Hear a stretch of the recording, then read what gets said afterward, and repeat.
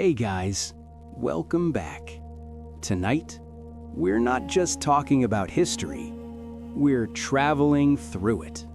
From the spark that lit the first fire to the hum of the last machine still awake tonight, this is the full story of humanity, told not through wars, but through whispers. You'll hear how hunters became farmers, how farmers became builders, and how builders became dreamers. Until one day, our world traded the sound of hammer and anvil for the quiet click of keyboards.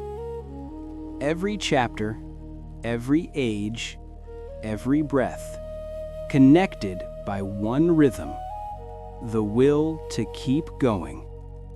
So before you get comfortable, take a gentle moment to like this video and subscribe. But only if these deep sleep history stories help you find peace, sleep better, or simply reflect on our shared journey through time. Now, close your eyes, breathe slowly, and let the ages move again.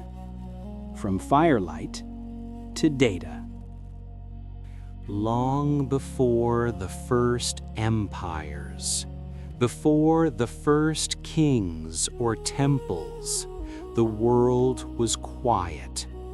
The air carried only the soft sounds of wind brushing through tall grass, and the distant calls of animals under a sky without borders. In this silence, small groups of humans moved across the land, not yet nations, not yet stories, just people learning how to live together. Each morning began the same way. Someone stirred the ashes of last night's fire, hoping to find a single spark still glowing. If they were lucky, it would catch, and warmth would return to the circle. Others went to fetch water, their bare feet tracing paths that would one day become roads.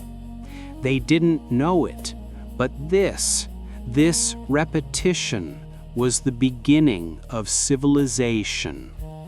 Their lives were simple yet full. At dawn, the hunters stretched their arms toward the rising sun, their breath visible in the cold air. The gatherers set out with woven baskets, following the whispers of the wind that told them where fruit might ripen. They didn't measure time as we do. Their clocks were the shadows of trees, the migration of birds, the rhythm of hunger and rest. By mid-morning, laughter could be heard near the camp.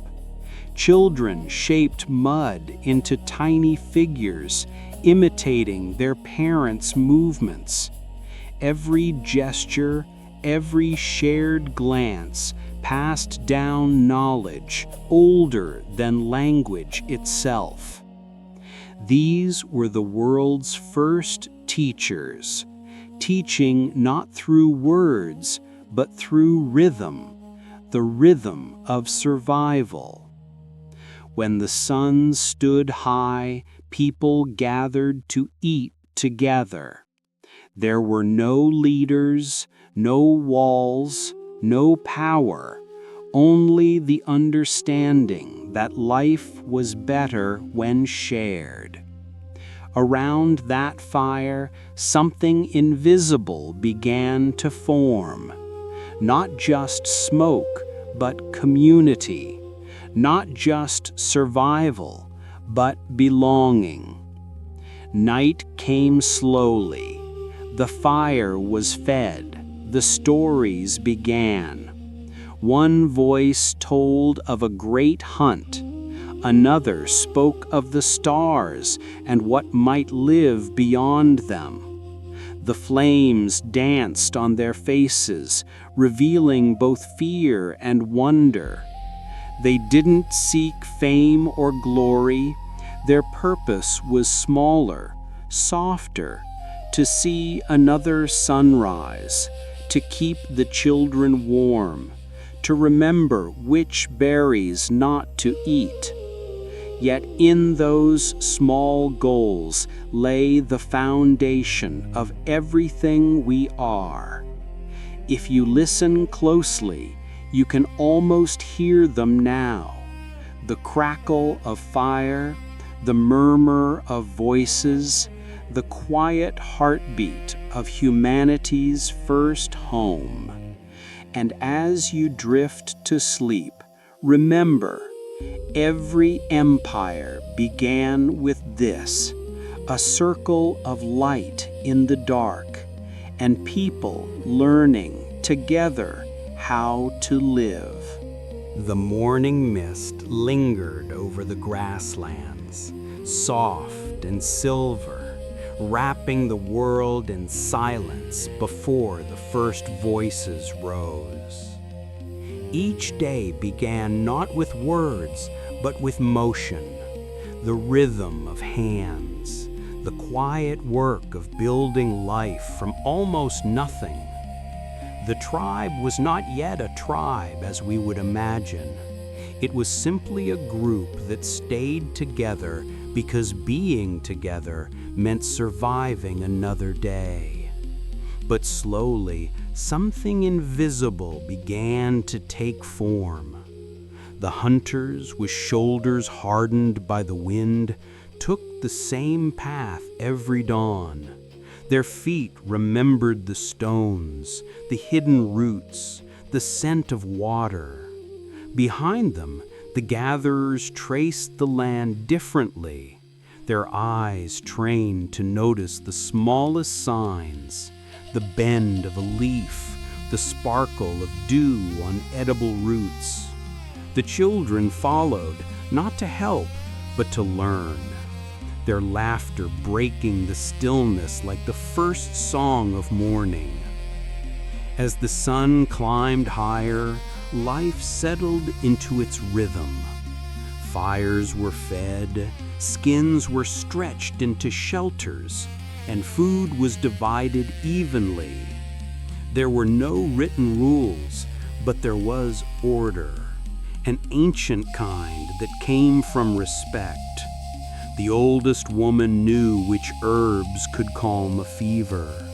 The oldest man remembered where herds once passed seasons ago. Their memories were the tribe's library, their stories the only maps they had. At dusk, everyone returned carrying their small victories, roots, fish, feathers, a spark still burning in a clay bowl. These were not just things, they were proof of life continuing. And as they sat around the fire, a quiet sense of structure emerged. The strongest protected the circle. The patient healed. The wise remembered. And all listened. By the third moon, the tribe had a rhythm that felt like heartbeat, a pulse of waking, working, and resting. Children grew into roles not chosen, but inherited by routine. The woman who always fetched water became the keeper of rivers. The man who carved tools became the one they sought when something broke. Slowly, through countless repetitions, society was born, not from ambition, but from necessity, shaped like clay by the hands of need. At night, when sleep began to settle, the fire still burned at the center, a reminder that no one was truly alone. The light flickered against the walls of the cave, painting their lives in gold and shadow. The tribe had found its first home, not a place, but a pattern. Soothe after soothe, the fire was their only clock. Flames rose, cracked, whispered, and fell, like the breath of the world itself. Around it, the tribe gathered not to speak of glory or gods, but of the quiet things. How the rain felt on their skin, how far they walked that day, where the animals had gone. And as they spoke, memory began. Not the kind written in books, but the kind carved into rhythm, repetition, sound, and silence. The youngest listened, their eyes reflecting the firelight. Every story passed through the air like invisible threads, binding generations together. An elder would say, "When the north wind comes, follow the birds. They know the rivers better than we do." Another would add, "Never camp where the ash is black. The spirits there are tired." No one questioned, they simply remembered. The act of remembering became a ritual, soft and sacred. As smoke curled into the night, they repeated names, paths, and lessons. Their voices rose and faded like waves. Through this, humanity began to store its first wisdom, not on stone, not on clay, but in the fragile chambers of the mind. Every evening, as darkness deepened, their world shrank to the size of the fire's glow. The outside was endless and unknown, but inside that small circle of light, they felt infinite. The crackle of wood, the hiss of sap, the sigh of someone falling asleep, all of it became the song of existence. Sometimes the children would ask, "Who made the fire first?" The elders would smile, gaze into the embers, and say, "No one remembers. Maybe the fire made us." The children would laugh, and the night would soften. It was through fire that humans learned patience, to wait, to tend, to guard. Every flame required care, and every spark, once lost, demanded a journey to find again. They learned to share warmth, to feed light, and in doing so, to build trust. The rhythm of their lives echoed the rhythm of the flame, bright, quiet, then reborn. When storms came, they huddled close, protecting what they could. When clear nights stretched endlessly above them, they lay back, staring at the stars, perhaps realizing for the first time that those fires above were not so different from the one below. And so, without writing, without rulers, without walls, humanity found its first teacher, the fire. It taught them how to stay, how to wait, how to remember. Every flicker was a heartbeat, every spark a thought, every ember a promise that even in darkness there would always be light. As you listen now, perhaps you can feel that same warmth, the ancient comfort of belonging. The fire still burns, somewhere, in the quiet corners of our world and in the deeper corners of our minds. The first homes are gone, the tribes long turned to dust, but their rhythm remains. The rhythm of waking, of working, of resting, of remembering. The rhythm that whispers softly, "You are part of something old, something still alive, something glowing in the dark." So let your eyes grow heavy. Let the world fade to ember. You are back at the first fire, where memory began and humanity learned to dream. It began not with a discovery, but with a pause. One morning, someone, no one knows who, decided not to chase the herds anymore. The hunt was good, but it was endless. And somewhere between hunger and exhaustion, a thought took root. What if the food stayed still? The first seeds were accidents, dropped from baskets, buried by rain, forgotten beneath ashes. But when the sprouts returned, green and trembling, people saw something both strange and familiar, life repeating itself.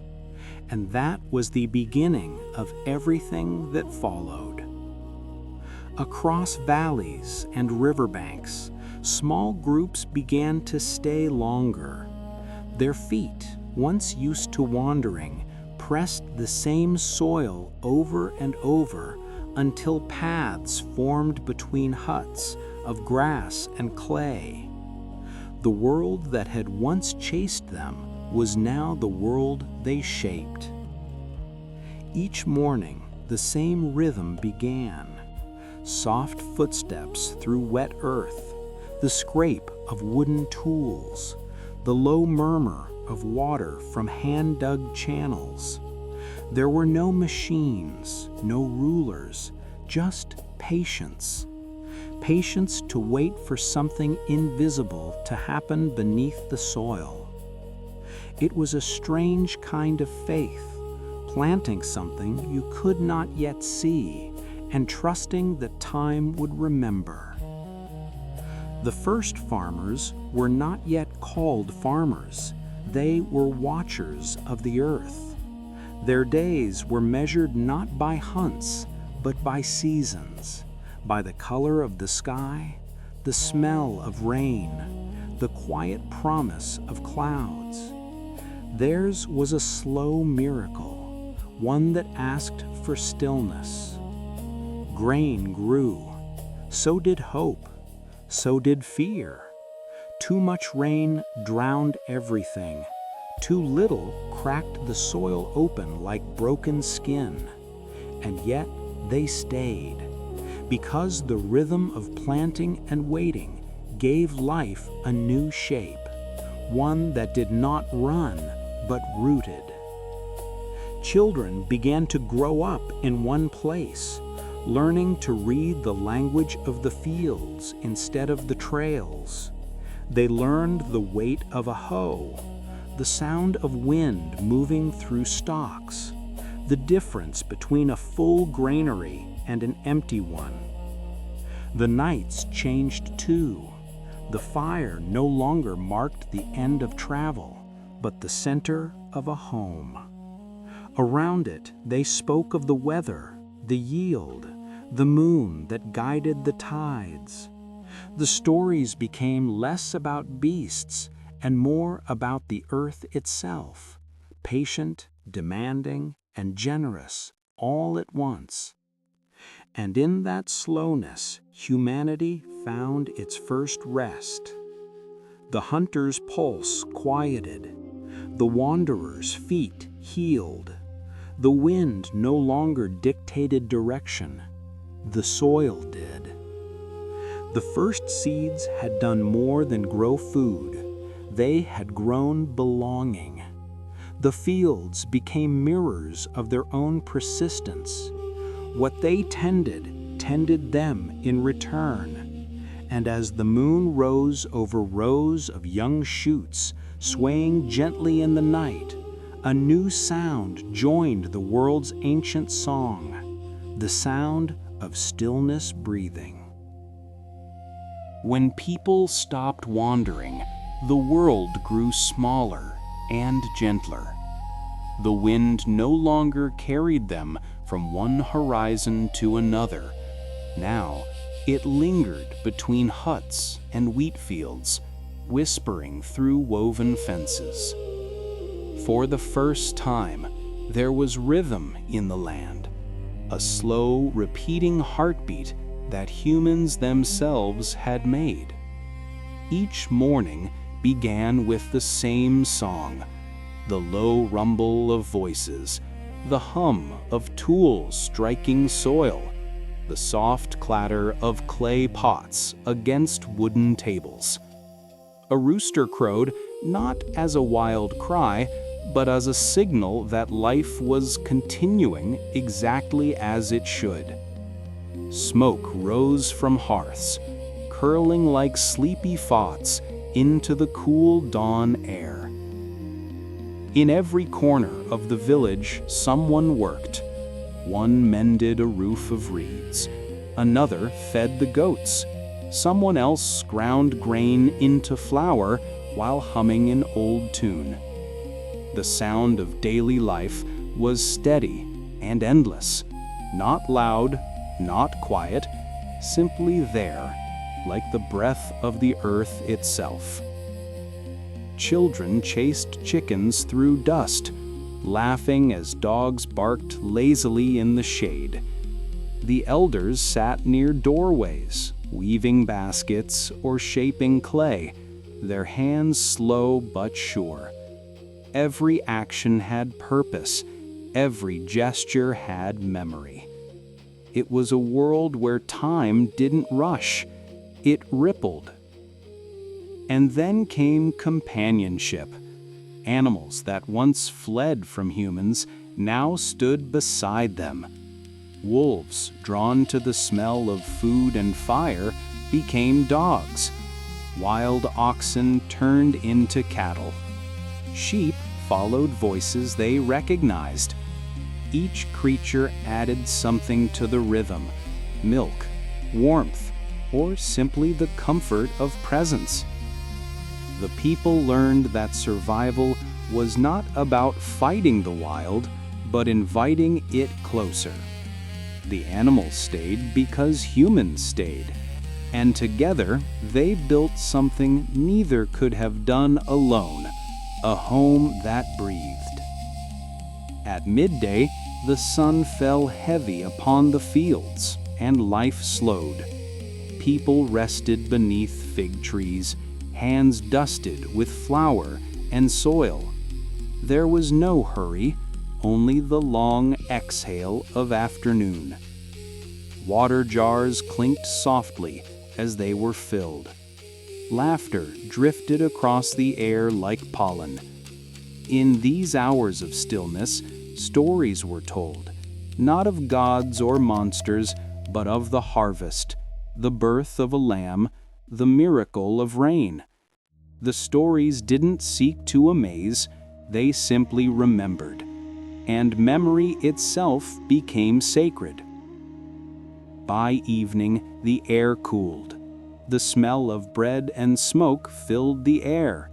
Pots simmered, dogs lay at the door, and as the sky turned gold, the village seemed to sigh in unison, one long breath that connected every person, every animal, every leaf of grass. They didn't call it civilization, they called it life. And as stars blinked awake above the thatched roofs, the first villages on earth fell into sleep, not from exhaustion, but from peace, the kind of peace that comes when everything you need is close and everything you love is still there when you wake. The harvest was not just an ending, it was a beginning that repeated itself. When the fields turned golden, the air filled with a sound that no song could match. The whisper of grain bending under its own weight. It was the sound of plenty, but also of patience rewarded. Each stalk that fell beneath the sickle carried months of waiting, rain, wind, and work folded into one fragile moment. The first farmers knew this was not victory, it was balance. The earth gave, and they answered with gratitude. As days grew shorter, they learned to save. Clay jars were filled with grain, sealed with mud and straw, stacked against the walls of cool huts. Seeds were set aside, marked by symbols scratched into stone. The act of storing food was also the act of storing time, keeping tomorrow inside a jar. They began to measure. Shadows lengthened differently with each moon. The sun's path shifted over the horizon. These were no longer mysteries, they were instructions. The farmers learned to read them as one reads the pulse of a friend, steady, familiar, trustworthy. Villages became calendars. The rhythm of life was carved into the shape of days, planting, tending, harvesting, resting. The people moved in harmony with the turning of the seasons, their routines woven tighter than any fabric they could spin. The concept of later was born, and with it, something new. Hope. But with hope came worry. Mice found their way into the granaries. Floods erased months of labor. The farmers responded not with despair, but with innovation. They built raised storage huts, dug ditches to guide the rain, learned to dry, to grind, to preserve. Each problem taught them that control was not about conquering nature, but listening to it. In the cool evenings after harvest, the village shared feasts. Bread baked over stone, honey dripped from combs, and stories flowed like the rivers they once followed. Laughter echoed against the fading light. The elders told the young that the land was alive, not something to own, but something to keep company with. And so, the idea of stewardship took root. The farmers became caretakers not just of soil, but of time itself. They passed down lessons that outlived them: when to plant, when to rest, when to let the land breathe. The fire still burned each night, but now it glowed against jars of stored grain and baskets of fruit. The flicker of the flame danced across human faces that looked forward, not just around. In those moments of quiet abundance, something subtle shifted in the human soul.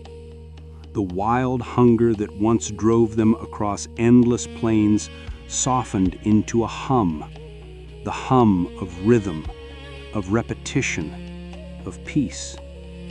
They had not only tamed the land, they had learned to live within its patience.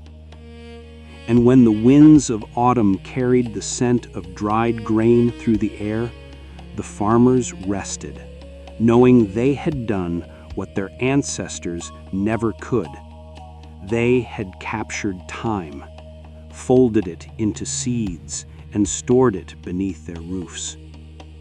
Now, every winter night carried the comfort of enough. The world outside could freeze, could flood, could howl, but inside there was food, warmth, and memory. And as they drifted to sleep beside the soft crackle of the fire, the people of the first villages no longer dreamed of chasing herds. They dreamed of next spring and the promise that life, like the fields, would always return. It began where two rivers met, the Tigris and the Euphrates, twin veins of water carving lines of silver through endless plains of dust. Between them, people settled, not by chance, but by rhythm. Water meant life, and where life gathered, it began to shape itself differently. The first city did not appear overnight.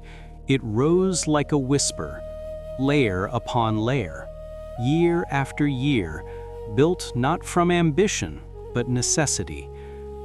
Mud brick by mud brick, wall by wall, what began as huts and granaries slowly wove itself into something new, a place that stayed still even when its people moved. At dawn, the city was quiet except for the sound of footsteps, sandals brushing against packed clay, water being poured from jars, the soft hum of traders setting up stalls. The smell of baked bread drifted through narrow alleys, mingling with dust and sun. In every direction, repetition became beauty. Potters turning their wheels, scribes pressing reeds into wet clay, shepherds counting flocks outside the gates. Each motion mirrored the next, a pattern of survival turned into art. The city was not yet stone or glory. It was a rhythm. As the sun rose higher, the streets filled with murmurs. Women carried jars balanced perfectly on their heads. Men hauled baskets of grain to the market square. Children darted between legs, chasing echoes of laughter.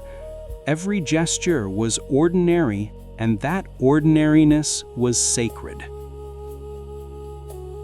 At the center stood a ziggurat, a mountain made by hands, its steps climbing toward the sky. It wasn't built for pride. It was built to reach understanding, a bridge between the dust below and the heavens above. Every brick bore a fingerprint, every wall a story. The city itself breathed through those stones.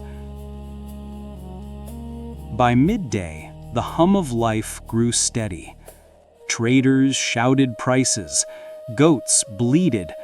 The smell of clay mixed with the scent of oil and figs.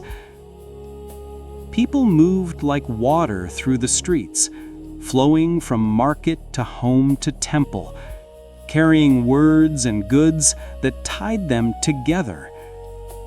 And beneath all of it, the same rhythm that had once driven the hunters, the farmers, and now the builders, a steady pulse that whispered, "We are becoming more."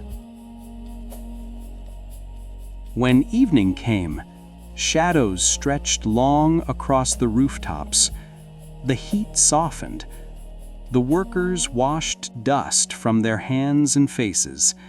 Fires flickered in courtyards, and songs, low, slow, ancient, drifted through the air. The city glowed like a constellation on earth. It was not the noise of progress that defined it, but the quiet agreement that life could be shared, structured, repeated. It was the comfort of knowing that when you woke, others would wake too, that the streets would hum again, that bread would bake, that someone, somewhere, would always be sweeping the dust from a doorway as the world kept turning. The city was no longer a place. It was a rhythm, steady, human, and eternal. By sunrise, the streets were already alive, not with noise, but with movement. The ground beneath the people's feet was hard and warm baked clay, holding the memory of yesterday's sun.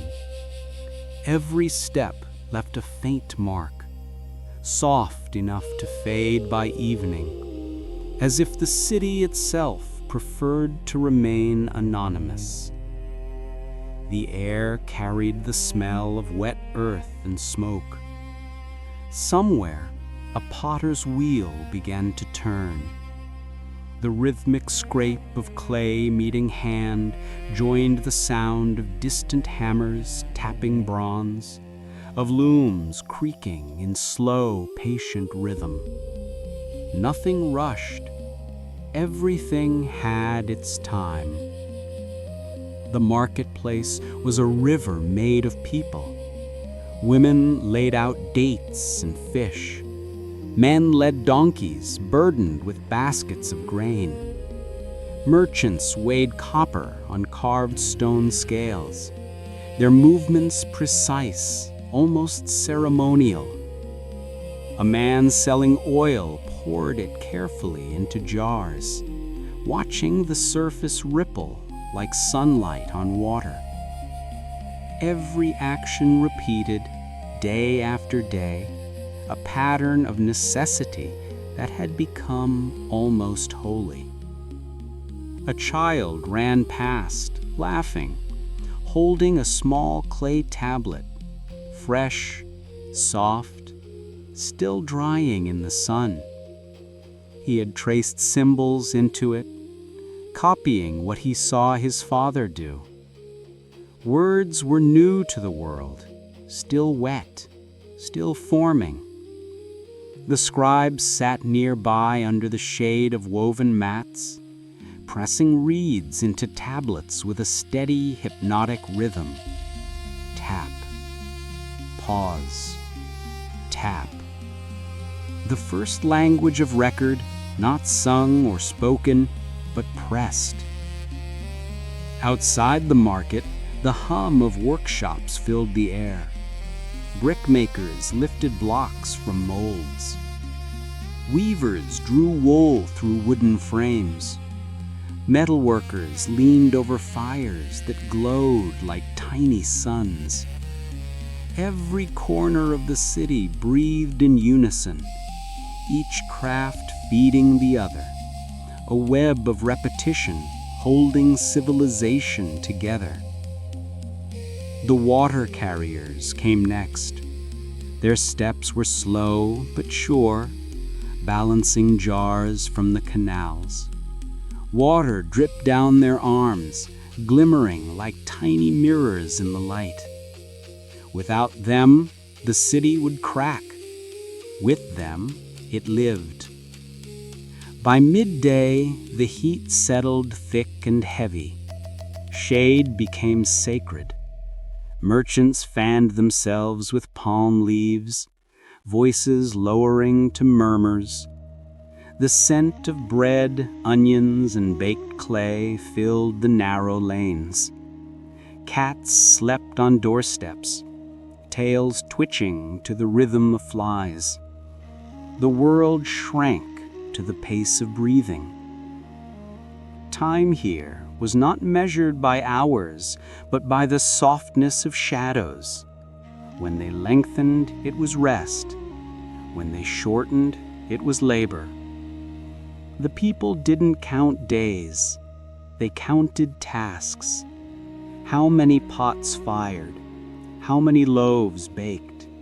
How many jars filled? And when the same things were done again tomorrow, they would call it progress. As the sun began to fall, trade slowed. A man swept dust from his stall. Another rolled fabric into neat bundles. The city exhaled. The wheel of the potter slowed to a stop. The hammering ceased. The scribes covered their tablets to protect them from the wind. The streets glowed faintly in the golden light, the same color as the clay that made them. Dogs stretched, yawning. Voices softened.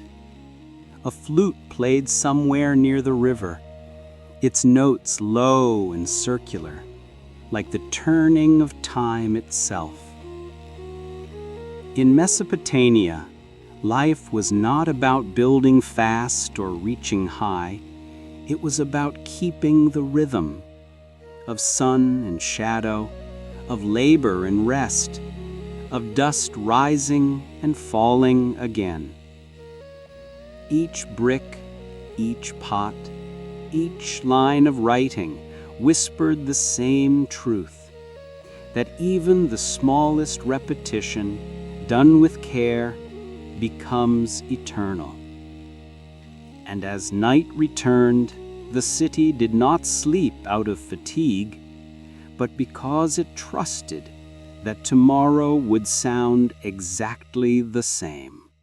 The city rose slowly, brick by brick, hand by hand. No one knew the builders' names, and that was how they wanted it. Fame was for kings. The workers sought something quieter, permanence. Each dawn, before the heat, they gathered near the kilns. The air shimmered with the scent of wet clay and smoke. Hands pressed the earth into molds. Feet mixed mud with straw. The rhythm of shaping, lifting, stacking.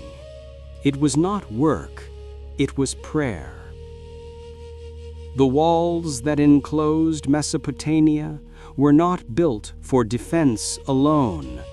They were built to define a heartbeat, to say, "This is where we are." From within, the hum of hammers echoed like slow thunder. Men climbed scaffolds made of palm trunks. Children carried water. Women wove ropes. The city grew upward, not out of pride, but out of repetition. The same movement done well, done again, done forever. Traders passed through its gates, their caravans stretching like rivers of motion. From the north came tin and wool. From the south, spices and shells. From the east, lapis lazuli, blue as the sky above the temples. And from the west, tales of lands so far that only dreams could reach them. The marketplace became a map of the known world, drawn not with ink, but with goods and greetings. There was no hurry. Every transaction was deliberate. Scales balanced, voices murmured, hands touched as copper met barley, cloth met perfume. The trade routes that tied one city to another were not straight. They bent with the shape of patience. As the buildings rose, so did art. Walls were painted with stories of harvests, floods, and gods who looked like the wind. In the temples, priests recorded days of sun and rain, drawing the first calendars, time captured in lines and symbols. The same hands that built the walls now wrote the world. When evening fell, the sound of building faded.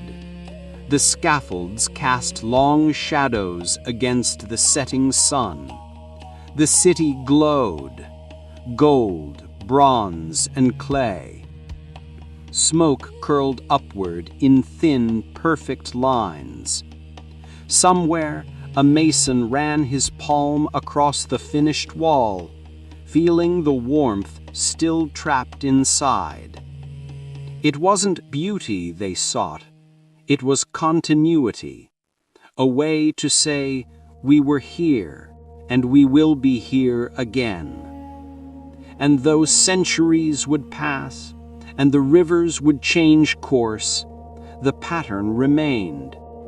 Building, trading, rebuilding, the same acts repeated under new suns.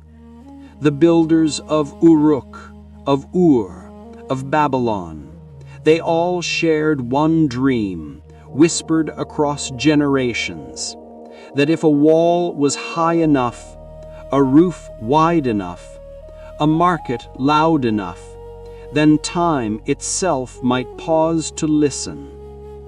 In that dream, humanity learned something gentle, that eternity is not made of stone, but of rhythm.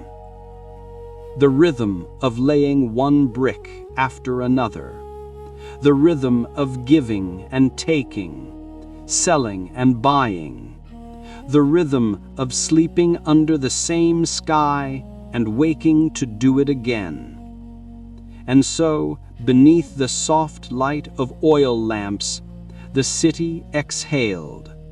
The workers slept beside their walls. The traders rested with their mules. The scribes closed their tablets. The fire flickered against clay, making it glow like gold. The streets were quiet now, but not silent. You could still hear it, faintly, beneath the breathing of the night, the heartbeat of forever, pressed into the hands of those who built it. At dawn, the Nile was quiet. The water shimmered like glass, reflecting the pale gold of a sun that rose the same way every morning for thousands of years.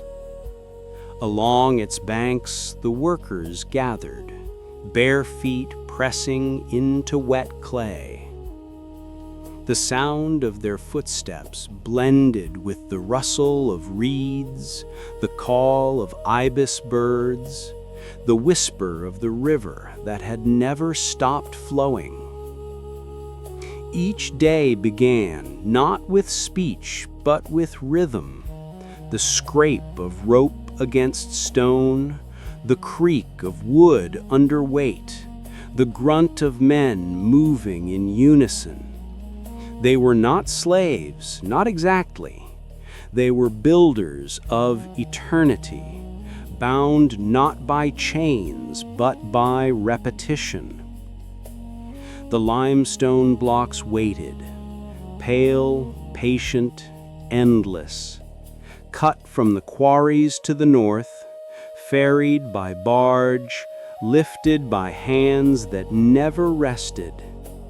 Each block measured not just in size, but in time, a single day's labor shaped into something that would outlive its maker. The foreman called out numbers, though few could count. The workers responded with motion. Ramps of mud and gravel rose beside the half-built pyramid, stretching higher every week, their edges crumbling only to be remade again. The sun climbed, hot and merciless. Sweat darkened linen tunics. Sand clung to skin, but the work did not pause. Teams pulled ropes in slow, perfect rhythm. Inhale, pull, exhale. rest. Again. Again. The sound of effort was steady, almost peaceful. A boy carried water from the river in clay jars. He poured it over the sand to keep the sledges sliding smooth. Each trip was small, forgettable, but without him, the stones would not move. And so it went, hour after hour, day after day. The air filled with dust, but also with a strange calm. The calm of knowing exactly what must be done and doing it again tomorrow. At midday, they rested in the shadow of the structure. Bread, beer, onions, silence. Some chewed slowly, others stared upward, watching the pyramid rise, a mountain of their own making, inch by inch, century by century. The overseer marked progress, not by walls completed, but by shade moved, how the sunlight shifted along the stone. Even the sun, it seemed, obeyed their schedule. In the distance, the river glittered. Barges drifted by, carrying more blocks, more tools, more men. The pattern never ended. When one worker grew too weak to lift, another took his place. When one rope frayed, another was tied. When one stone cracked, it was reshaped and returned to the pile. The pyramid did not grow from greatness, but from patience, from repetition, from the simple faith that small things, done endlessly, become eternal. When evening came, the workers descended the ramps, their shadows long across the sand. The air cooled, and the river glowed blue in the fading light. From the distance, the half-built pyramid looked like a frozen wave, waiting for morning to rise again. And in that silence, between the last echo of footsteps and the first song of nightbirds, Egypt breathed, not through its kings, but through its builders.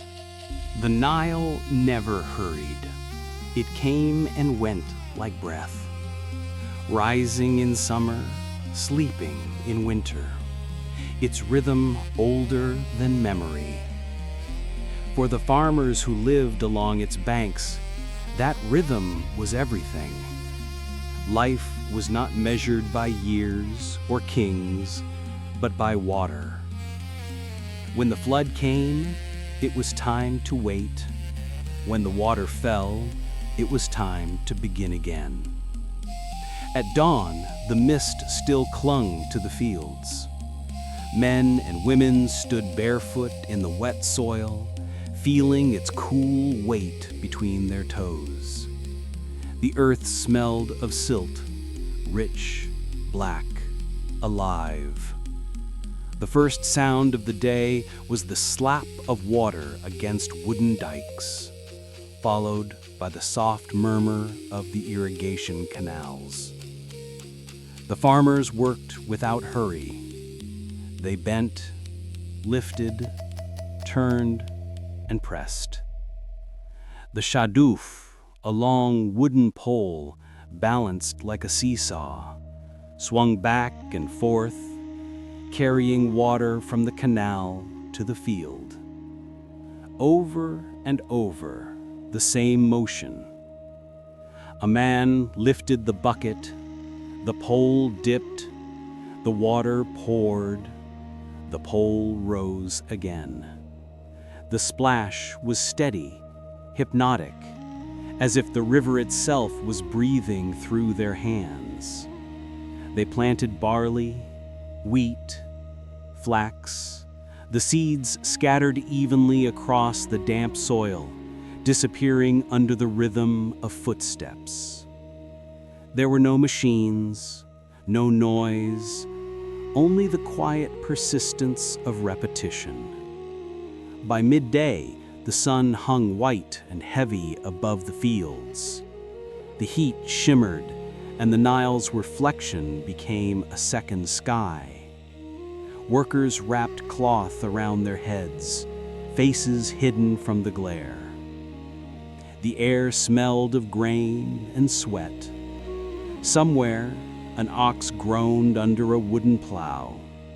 Somewhere else, children chased dragonflies between the reeds.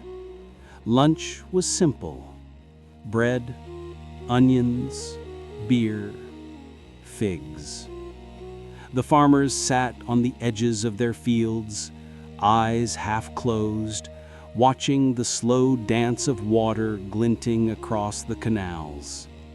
No one spoke much. The silence was not emptiness, it was peace. When the floods retreated each year, they left behind the gift of silt, the dark powder that fed everything. The farmers called it the smile of the Nile. They did not fear the river's rise or fall. They trusted it, as one trusts sleep to return. Afternoons passed slowly. Shadows lengthened across the rows of crops. Birds circled overhead, dipping low to catch insects stirred by the plows. The sound of water never stopped. Pour, drip, pour again. At dusk, the farmers gathered their tools. The fields glowed gold in the dying light, rows of green bending gently under the wind. The air cooled, carrying the faint scent of wet clay and smoke from distant fires. The day ended as it began, quietly, completely. They would wake again before dawn, and the rhythm would repeat. Lift, pour, plant, rest. There was no longing for change, no chase for more. To them, life was not something to escape, but something to tend, like the river itself. And as the last light faded, the Nile hummed softly, carrying stars in its current. Somewhere in that vast stillness, the farmers slept, their dreams rippling in time with the water that would rise again tomorrow. In the heart of every Egyptian town, far from the river's cool breath, the air was thick with dust and sunlight. Here, in narrow workshops lined with stone benches, the craftsmen worked, not for glory, but for precision. Their mornings began with light. Beams of sun spilled through the open roofs, striking the motes of dust that hung like golden mist. The first sound was not speech, but rhythm. The rasp of chisel on limestone, the creak of wooden looms, the steady puff of bellows feeding fire into bronze. A sculptor's hands guided a block of stone into the curve of a face. Not a god's face, but the calm, distant expression that every statue seemed to share. A stillness that outlived emotion. Each strike was deliberate. Tap, breathe, tap again. The rhythm of shaping something that would never move. Beside him, a potter turned his wheel. Clay slid through his fingers like slow water. The same motions, day after day, month after month. He didn't look at what he made anymore. His hands already knew the shape. The bowls dried in the sun, one beside another, identical, yet each slightly imperfect, human. Further down the lane, the weavers worked. Their looms clicked softly, a language of tension and release. Threads crossed threads. Linen took form. Some were dyed with saffron, some with indigo.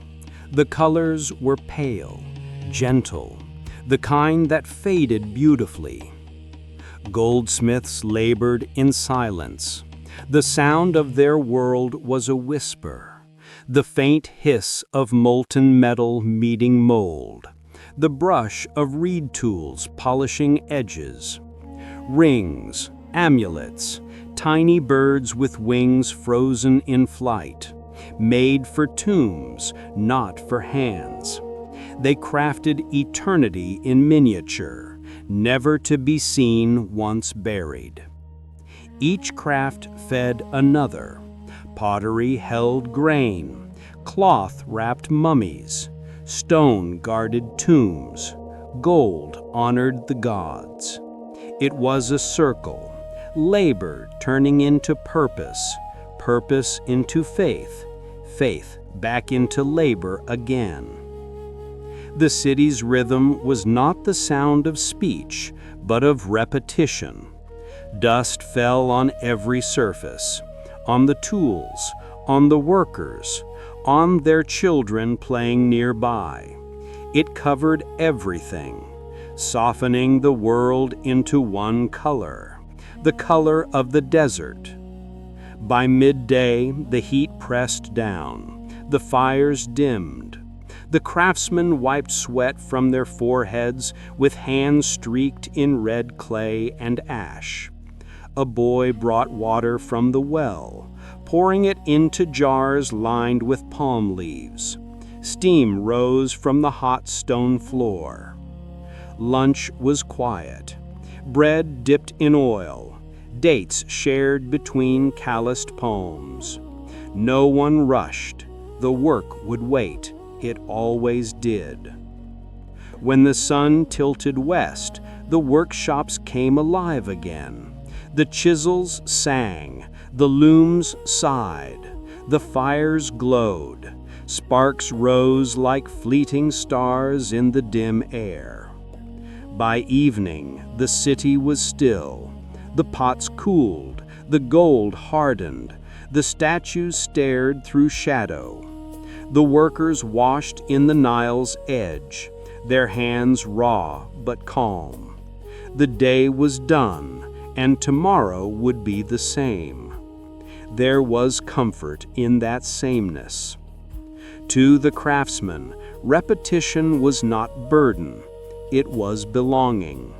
They did not dream of change, only of precision, the perfect curve, the smooth line, the silence of a finished piece.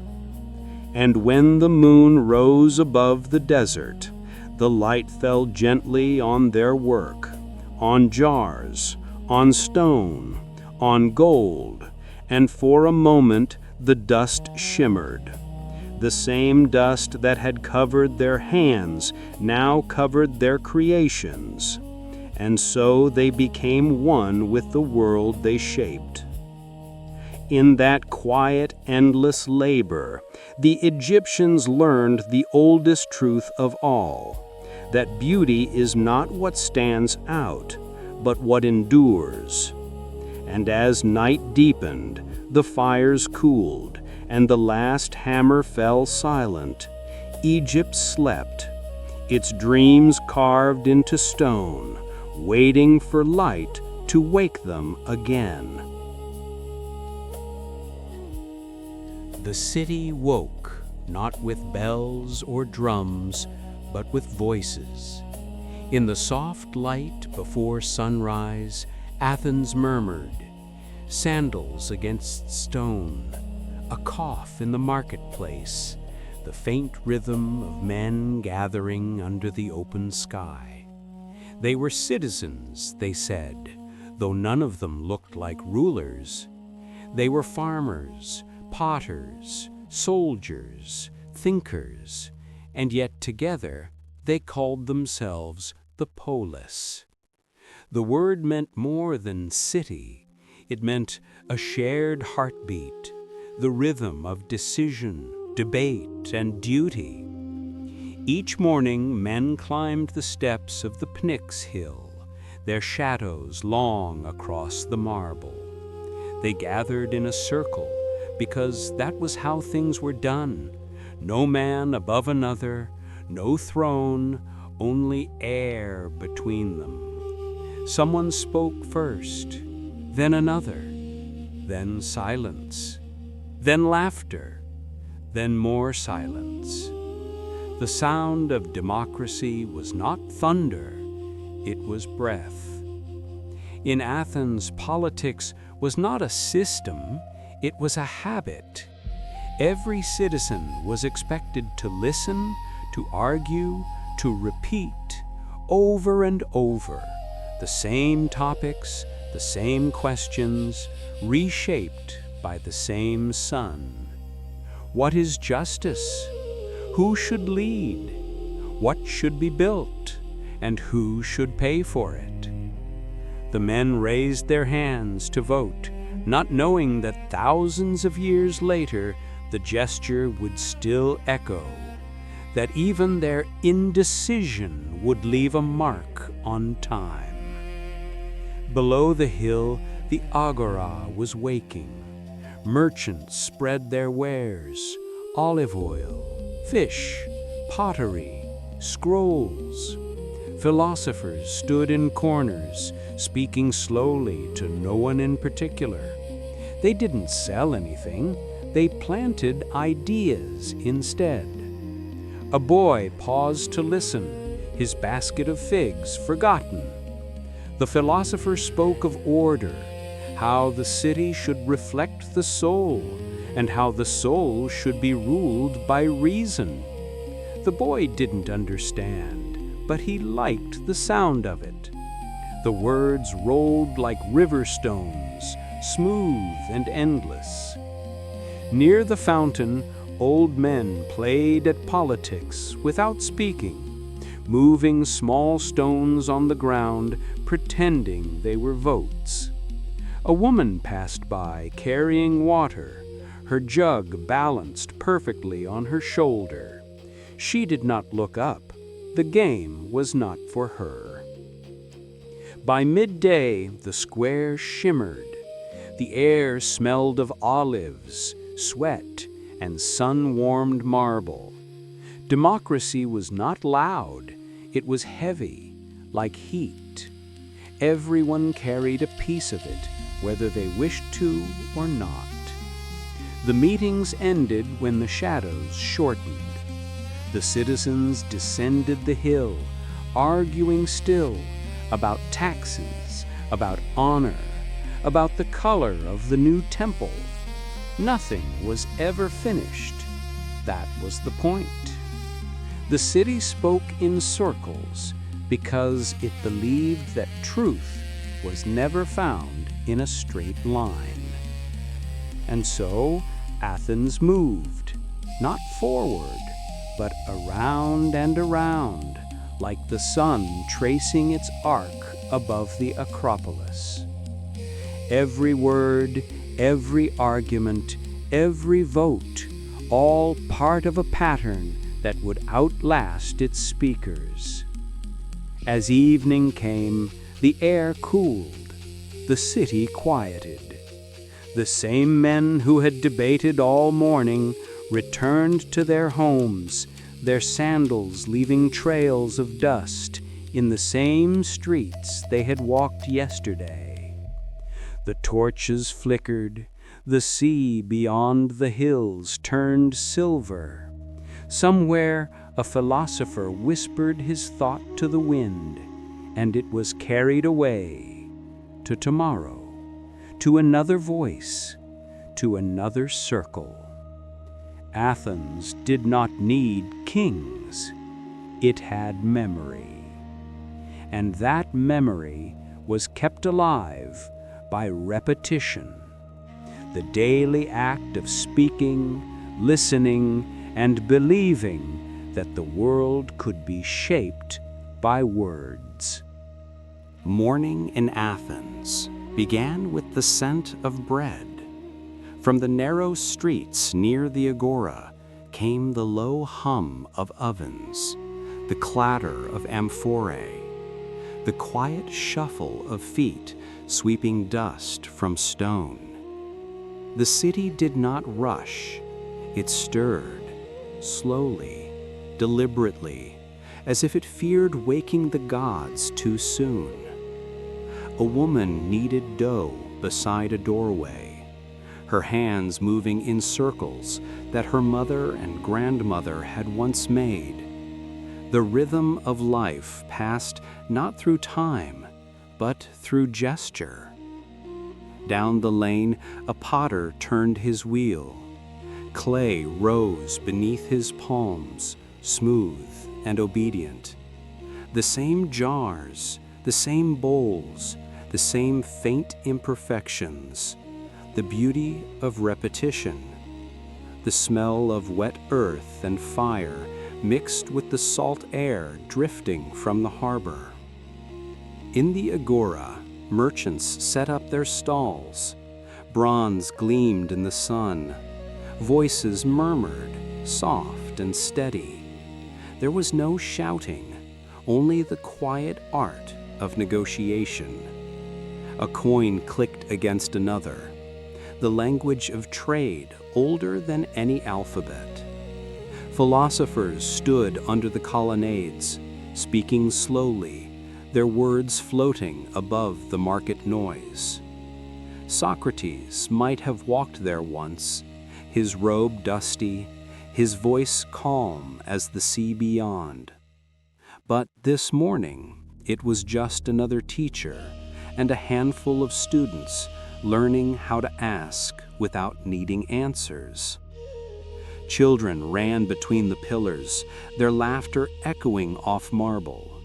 An old man stopped to watch them, leaning on his cane, smiling faintly. Life in Athens was not dramatic, it was detailed. Every act had meaning because it had been done 1,000 times before.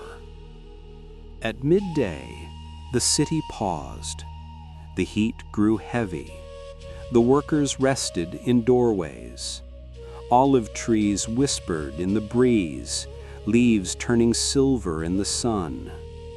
A boy sat in the shade, reading aloud from a wax tablet, his voice uneven but careful. A teacher listened, nodding gently, not correcting, just letting the sound fill the air. Beyond the walls, farmers worked their small plots. Their tools glinted like fish in the sunlight. They spoke little, trusting the rhythm of soil and season to tell them when to stop. The harbor, too, had its rhythm. Ships swayed, ropes creaked. Sailors moved like dancers, repeating ancient steps, tying, loading, releasing. The sea was patient. It had seen empires rise and sink, and still it moved the same way every morning. In the afternoon, the city softened again. The philosophers drifted into silence. Merchants counted their coins. The potter's fire dimmed to embers. Women fetched water from wells, their jugs balanced with the same elegance as before. Life did not change. It circled. As the sun lowered, a flute began to play somewhere near the temple. Its melody was simple, 5 notes, repeating like breath. The city seemed to exhale with it. The shadows stretched long across the white stone, and everything, people, buildings, birds, slowed to the same pace. In Athens, Even stillness was a form of participation. To walk, to speak, to rest, each was a small act of belonging. By dusk, lamps flickered to life. Dinner was modest: bread, olives, cheese, wine. Families ate together in courtyards, voices soft, stories old. Children fell asleep before the meal ended. Somewhere, a man copied text by lamplight, his brush steady, his eyelids heavy. He did not know the name of the philosopher whose words he wrote, only that they mattered. The letters curved across the papyrus like footprints leading into the dark. And as night settled, Athens breathed again, slow, rhythmic, unending. The city that once spoke in circles now whispered in its sleep. The garden was quiet, except for the hum of cicadas and the whisper of wind through the olive leaves. It was not a temple, not a classroom, just a patch of earth where minds came to wander. A teacher sat beneath a tree, his cloak gathered around his knees. Around him, a few students, boys mostly, barefoot, dusty, sat cross-legged in the shade. Their wax tablets rested on their laps, but no one wrote. The lesson had not begun, or perhaps it never truly ended.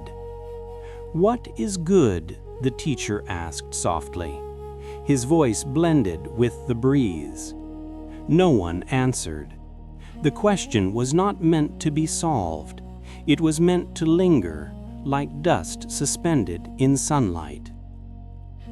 A moment passed. A bird sang, short and clear. Someone shifted. Then silence again. The olive tree above them shimmered, its silver leaves catching the light like tiny mirrors. In Athens, knowledge did not rush. It unfolded, slowly, like a river finding its course.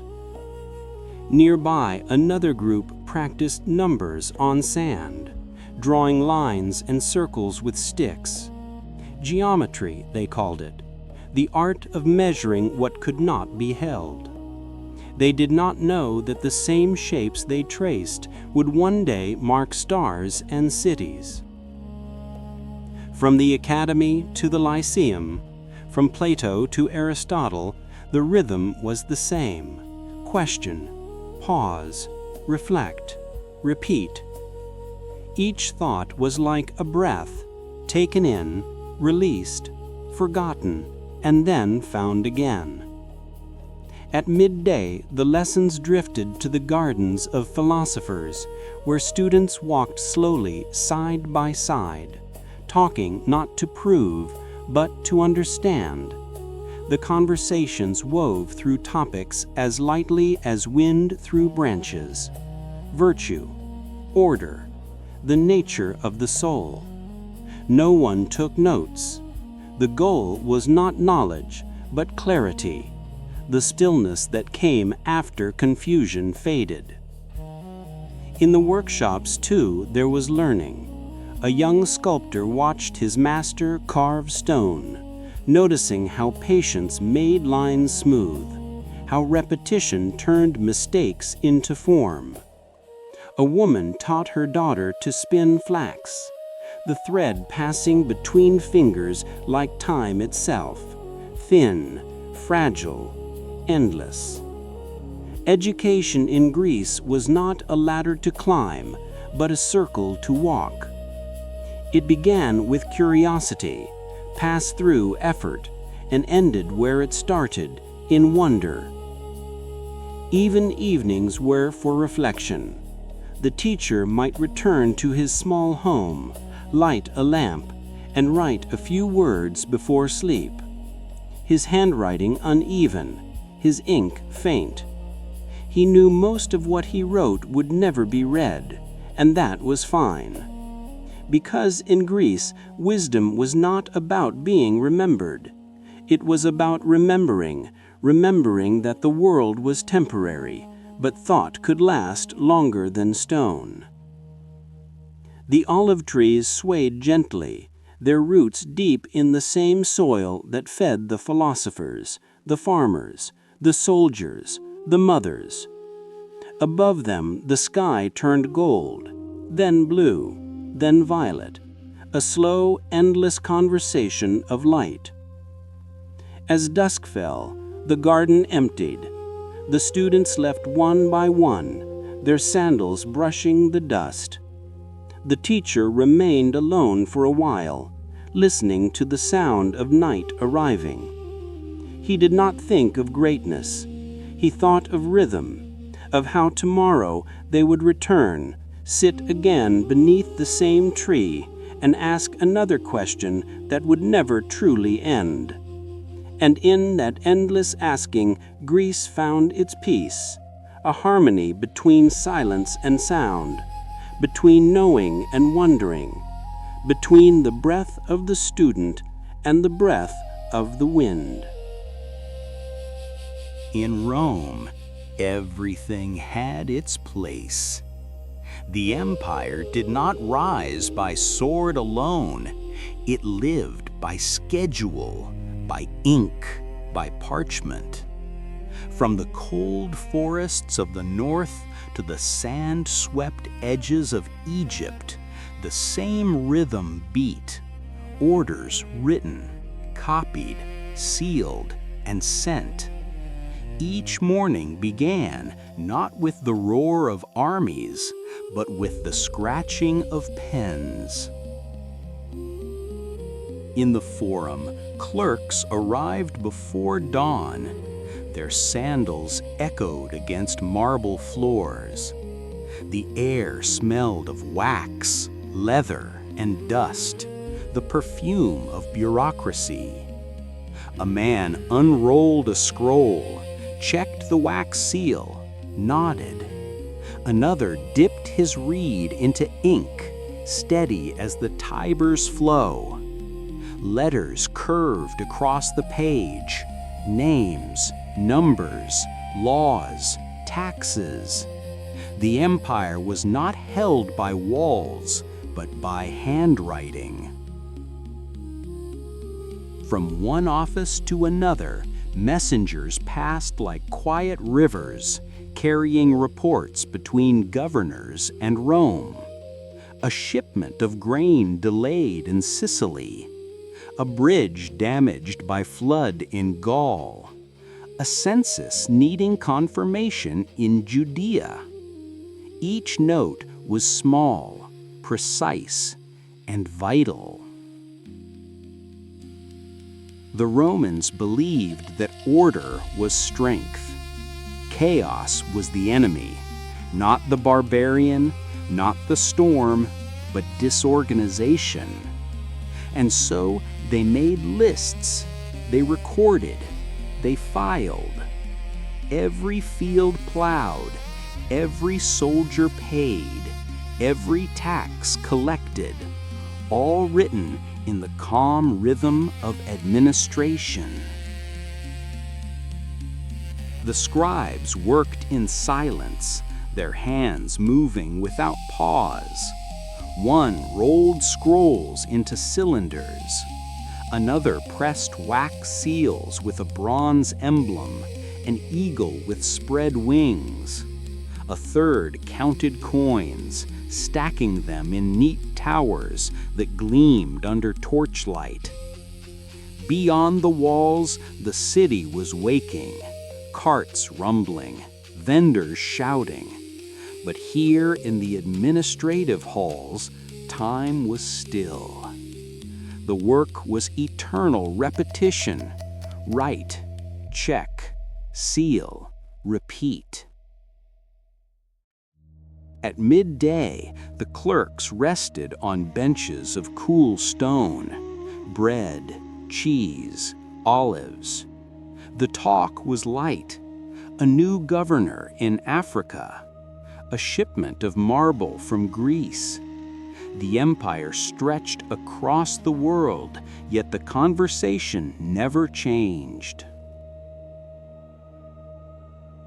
Afternoons brought the review of laws. Tablets lined the walls, bronze carved with Latin too fine for dust to settle. Men read aloud in slow voices, checking every phrase against the original decree. A mistake in a single word could change a province. Precision was worshipped here, not in temples, but on desks. As the sun dipped low, the last letters were sealed.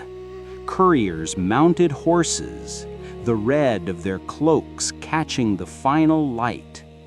They rode through the streets, then out beyond the gates, carrying the empire's heartbeat with them: paper, ink, and discipline. The city quieted. The scribes closed their boxes. The pens were washed. The lamps were trimmed. In the still air of evening, Rome felt vast and small at once. Vast in reach, small in its method. No one cheered, no trumpet sounded, and yet an empire moved forward by the weight of order. Across the empire, the roads stretched like veins of gray stone, cutting through forests, deserts, and fields of grain. They began in Rome, all roads did, and they ended nowhere, because they never truly stopped. Each morning, soldiers and laborers awoke before dawn. Their campfires dimmed as the first light brushed the horizon. Helmets gleamed, shovels lifted, and the day began not with shouting, but with rhythm. Dig, level, lay, repeat. The Romans built roads as they lived, with precision. A layer of gravel, then stone, then dust, pressed down beneath sandals and wheels.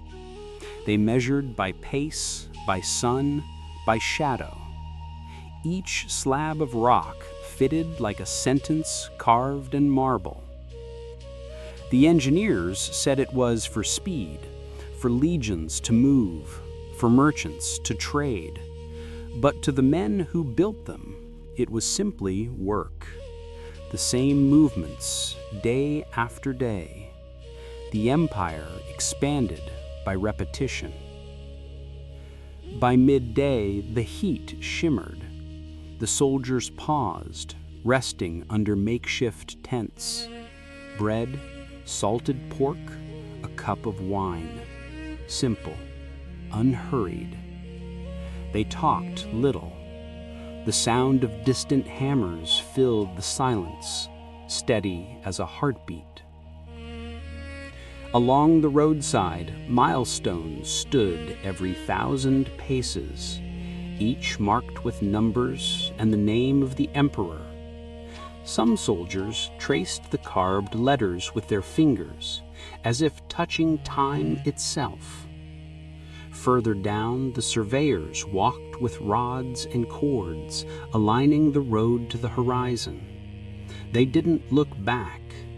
Behind them, the world was already connected. Ahead of them, it was waiting. Every evening, when the light softened, the men washed in rivers or basins. Their arms burned from labor, their backs from sun. And yet there was peace in the fatigue, a quiet pride in building something they would never see completed. At night, torches flickered along the half-finished paths. The glow revealed the geometry of empire. Straight lines, perfect distances, stones set in eternal symmetry. Rome's power was not in the sword, but in the path beneath it. In the cities, the same rhythm repeated. Governors wrote reports, builders planned aqueducts, surveyors mapped new colonies. From office to camp, from camp to frontier, the empire spoke one language, the language of order. Somewhere near the Alps, a centurion counted supplies, nails, rope, stone. In Alexandria, an official signed for shipments of papyrus. In Carthage, men paved another forum. Different lands, same motion. To be Roman was to repeat. The roads, the aqueducts, the arches, they were not monuments to ambition, but to patience. Each block carried not glory, but endurance. And when rain came, the roads held. When heat cracked the earth, the roads stayed firm. Travelers moved upon them, traders, couriers, messengers of the Senate. Each footstep, each wheel turn, was a quiet continuation of Rome's order. As night deepened, the empire glowed faintly beneath the stars, silver lines across the dark earth, leading everywhere and nowhere. The soldiers slept beside their tools. The officials closed their scrolls. The world, for one more night, stayed connected. The empire did not rest. It simply paused. When the roads slept, the laws stayed awake. In Rome, justice had no night. The lamps of the Forum burned long after the markets closed, their light steady against the marble. Inside the basilicas, the great halls of administration, scribes still worked, copying, stamping, whispering. A case from Egypt, a dispute from Hispania, a contract from Gaul, all flowed toward Rome, written in tight, precise Latin, each one a piece of the empire's heartbeat. Law was not an idea here. It was an occupation, endless, patient, rhythmic. A clerk read aloud from a scroll, voice even and low. Lex Julia, concerning roads, taxes, and public conduct. Another clerk repeated the words slower still, pressing them into wax tablets for record. The sound filled the hall like the ticking of time itself. The Romans called it ordo, order, the foundation of empire. Every citizen, from senator to servant, lived beneath its structure. Each knew where to stand, when to speak, how to act. And when one forgot, the law reminded them, gently, firmly, eternally. Judges sat behind carved wooden desks. No one raised their voices. Arguments unfolded like ritual. Question, answer, pause, repeat. The silence between words mattered more than the words themselves. In the corners, candles flickered. The wax dripped onto polished floors, forming tiny pools that hardened by morning. Outside, horses waited. Inside, the empire reasoned with itself. By midnight, most citizens slept, but the clerks continued, transcribing verdicts, cataloging evidence, sealing judgments. The rhythm was hypnotic. Stamp, fold, seal. Stamp, fold, seal. For centuries, the same motions repeated. Laws multiplied. Edicts echoed through provinces. Governors received new instructions: how to measure taxes, where to store grain, when to pay soldiers. The empire ruled not through power, but through paperwork. And yet, in the monotony, there was peace. A world so vast could only survive by routine. In a quiet chamber, a young scribe adjusted his lamp. His eyes stung, but he kept writing. By decree of the Senate. This phrase had been written 1,000 times before and would be written 1,000 times again.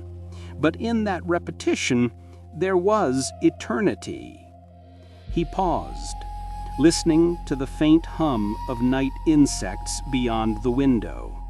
Somewhere, far away, the same sentence was being spoken by another scribe, under another lamp, in another province. That was Rome. One voice, copied endlessly, never raised, never silenced. As dawn approached, the first light touched the marble columns. The night shift ended. The clerks stretched, closing scrolls, stacking tablets, arranging wax seals in perfect lines. Another day's order had been recorded. The empire exhaled, slowly. The city stirred. And though millions slept unaware, the machine of law continued, calm, tireless, indifferent, eternal. For in Rome, even silence was organized, and even sleep obeyed the law. Before the sun rose, the village was already awake. A rooster crowed once, then again. In the faint blue of dawn, smoke began to rise from chimneys made of thatch and clay. A bell from the distant church rang softly, not to summon, but to remind. It was morning in medieval Europe. Not a single moment of glory, not a single sound of trumpet, only the quiet rhythm of work. Peasants moved slowly through mist and mud, their wooden clogs sinking into the damp earth. The air smelled of straw, smoke, and dew. Somewhere, a child coughed. Somewhere else, a cow lowed, waiting for her pail. In the small cottages, light spilled through cracks in wooden shutters. A woman stirred a pot over the hearth, porridge made from barley, thick and plain. Her hands were rough, her movements measured.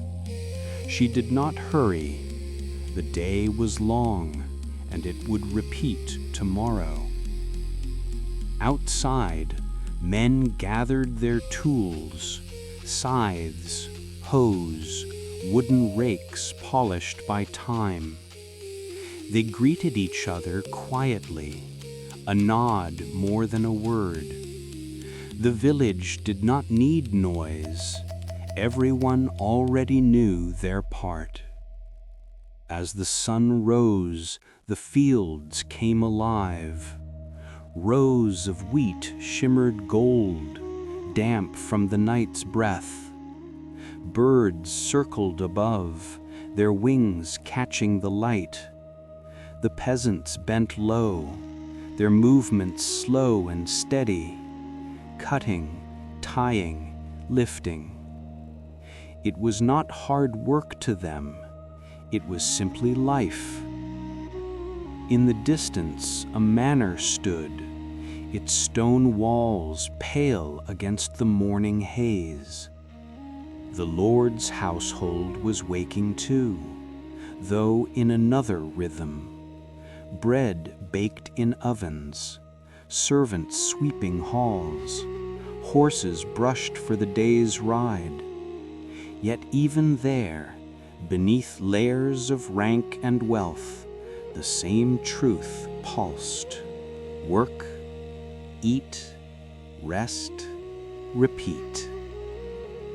By mid-morning, the sun warmed the fields. The farmers' backs glistened with sweat. A dog barked, chasing crows away from the grain. Children ran barefoot along the edges, gathering herbs, laughing softly. The rhythm never changed. One hand to the soil, one eye to the sky. If clouds gathered, they hurried. If the sky cleared, they slowed.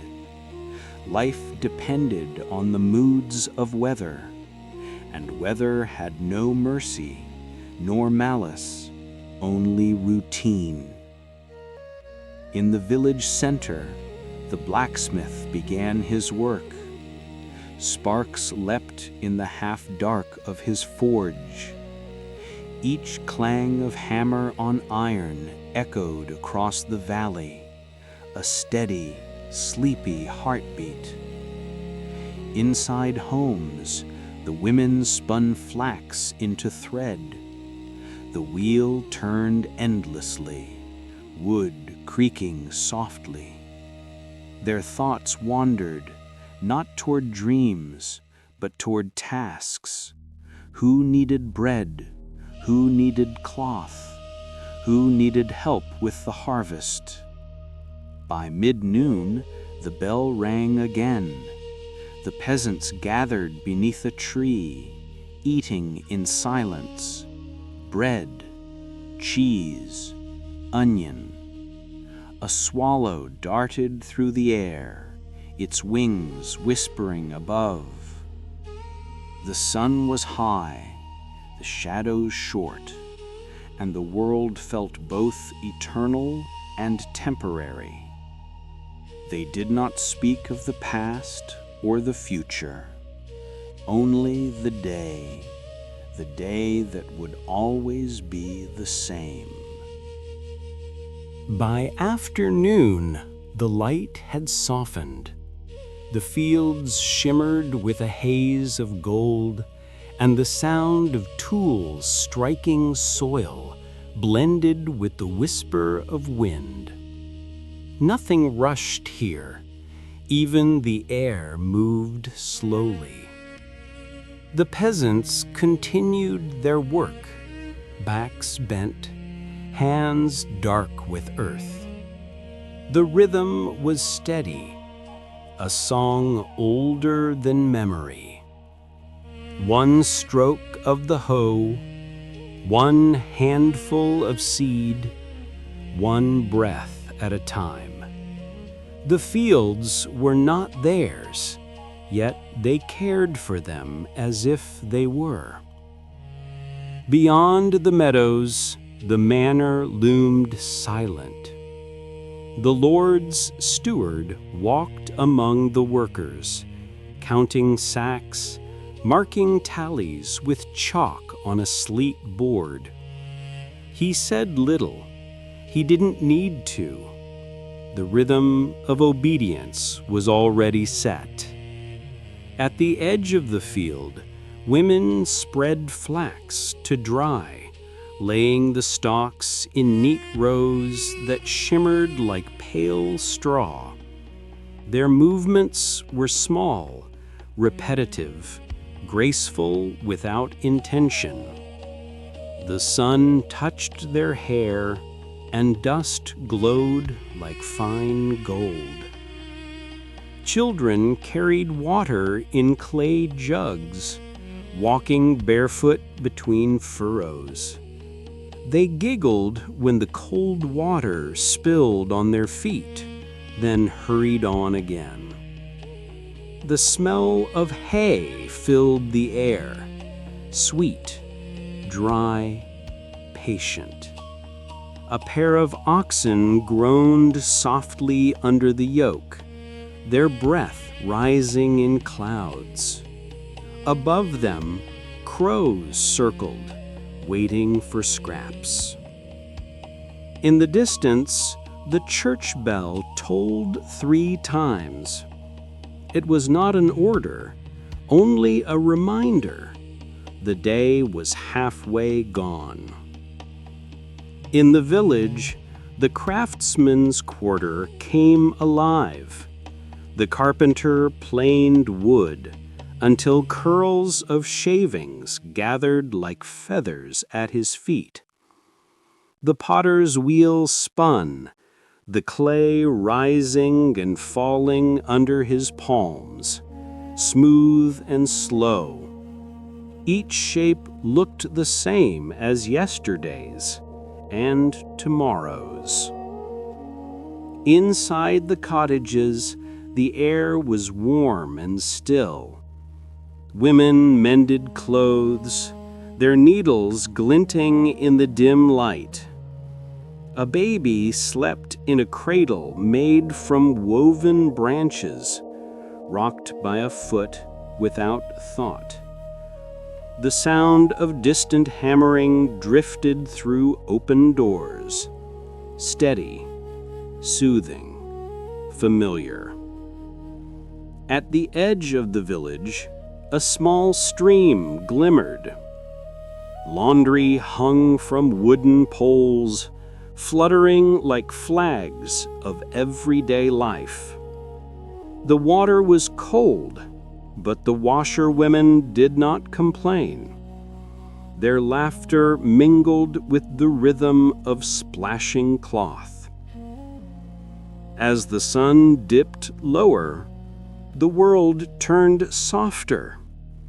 Long shadows stretched across the fields, and the color of the sky deepened into amber. The last bundles of wheat were tied, the last buckets filled. The oxen were led home, the dogs followed. The people lingered for a moment, tired, silent, but content. For them, there was no question of progress or purpose. There was only the cycle: sowing, growing, reaping, resting. The land gave, they labored, and life continued, endlessly repeating, endlessly calm. By the time the sun touched the horizon, the peasants began their walk back to the village, boots heavy with soil, hands raw, but hearts steady. In the still air, smoke began to rise again, thin, gray, curling like memory. When dusk settled, the village became quiet again. The air turned cool, and smoke drifted lazily from the chimneys, carrying the smell of bread, of ash, of earth. The fields darkened, the tools lay where they were left, and the day folded itself gently into night. Inside the cottages, the hearths glowed. The flames were small but steady, throwing shadows across walls of wattle and clay.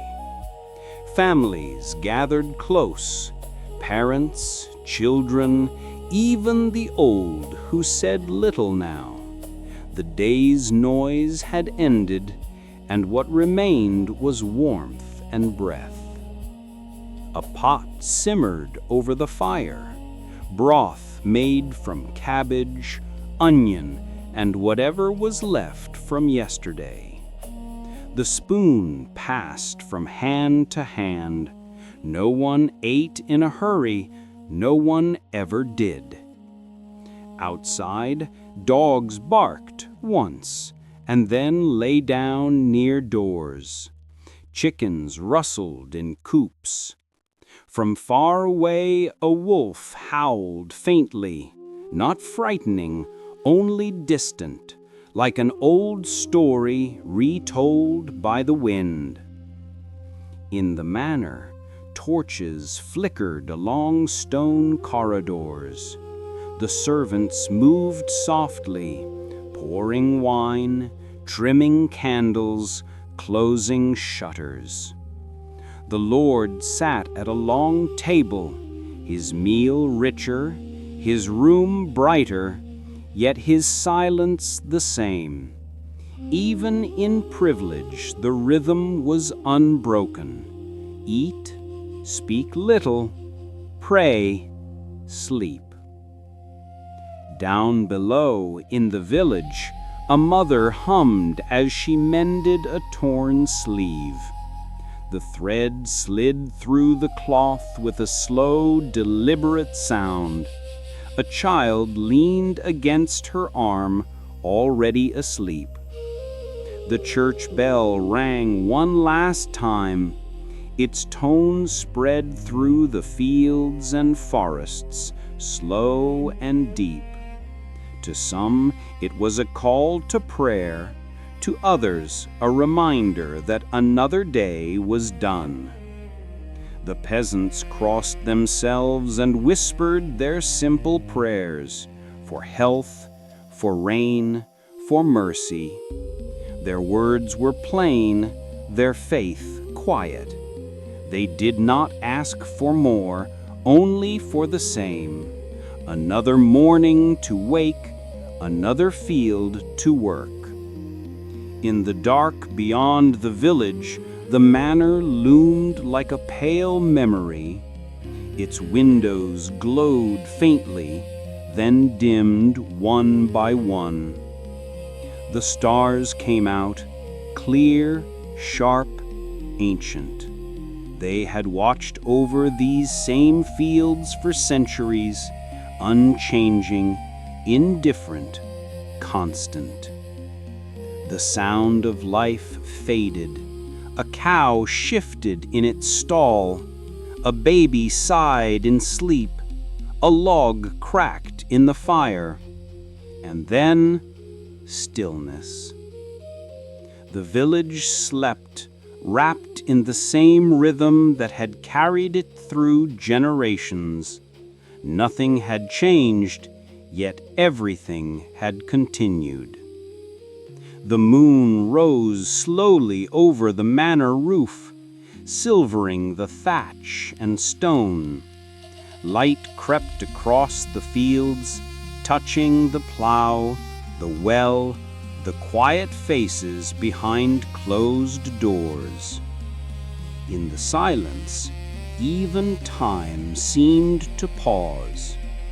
For the medieval world did not dream of progress. It dreamed of peace, of another day exactly like this one. The city woke with the sound of footsteps on cobblestone. Soft, patient, measured.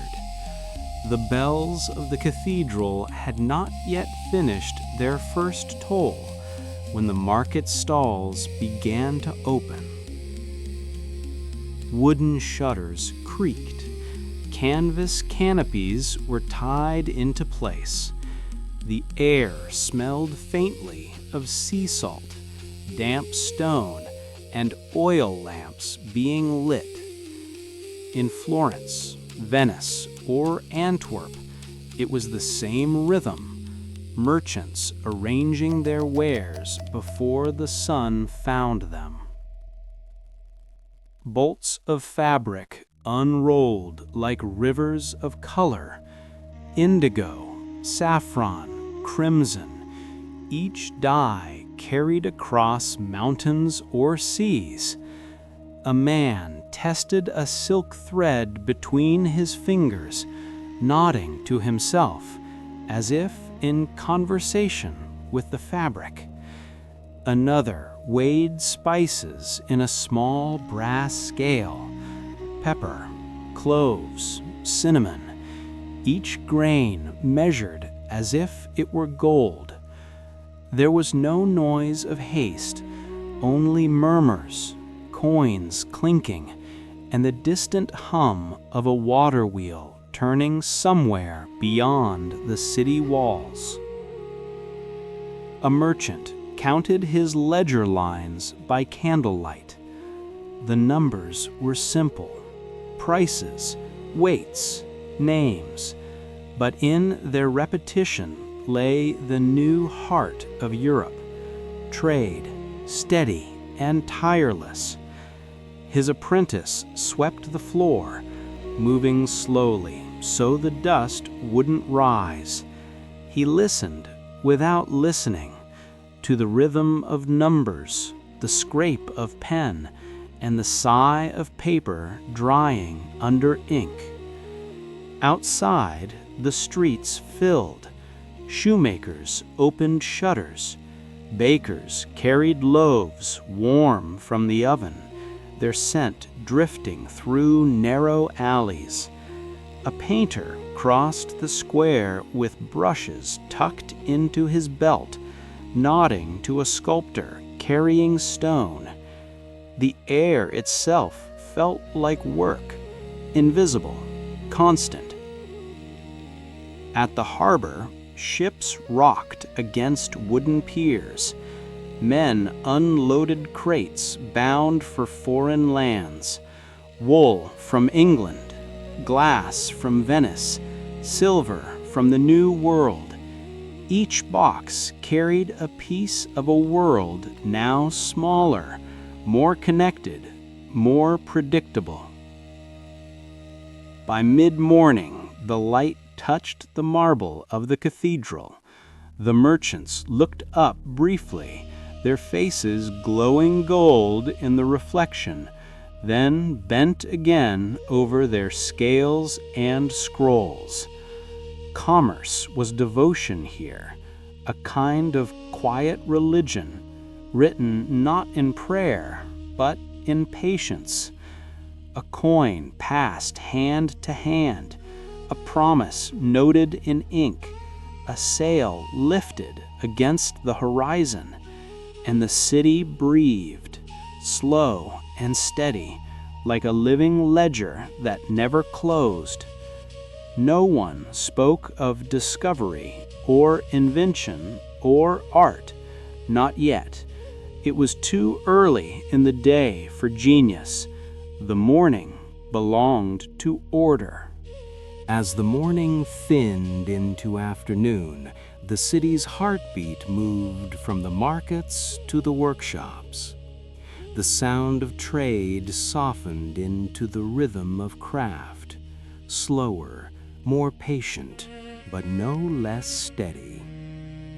Inside narrow streets, behind wooden doors, the workshops of the Renaissance glowed with quiet purpose.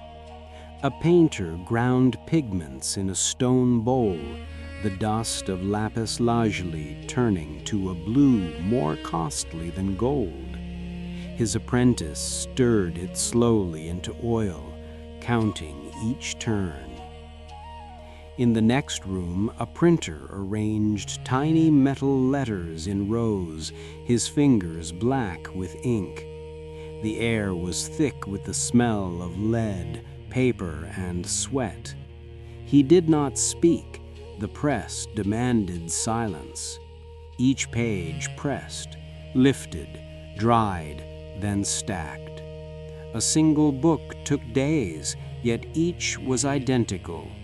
Repetition had become the new art. Across the alley, a goldsmith bent over a bench, his breath fogging the polished metal. A ring, a clasp, a chalice, nothing large, nothing loud. His hands moved with a rhythm learned over decades. File, turn, polish, breathe. Outside, the sound of hammers rose and fell. Carpenters carved the ribs of a ship that would soon leave for the new world. Their mallets struck the wood like slow drums. They didn't know where the vessel would go, only that it must be made true, plank by plank. At the edge of town, glass blowers worked by the heat of furnaces. The fire roared, but the men stayed silent, turning molten globes at the end of long rods. Each exhale shaped a world, thin, fragile, transparent. They didn't name it art, they called it labor. The air shimmered with heat. Sparks danced, floated, faded. In another part of the city, a tailor stitched a doublet by the window. He hummed softly, the needle flashing in rhythm with the afternoon sun. Across from him, a scribe copied accounts, his handwriting elegant but mechanical. Each curve of ink identical, each line an echo of the one before. Everywhere there was order, not the order of laws or kings, but of habit, the discipline of hands that knew what they must do and did it. The merchants came and went, inspecting goods, checking contracts, setting prices. They spoke of silk, salt, wool, glass, words that sounded the same in every tongue.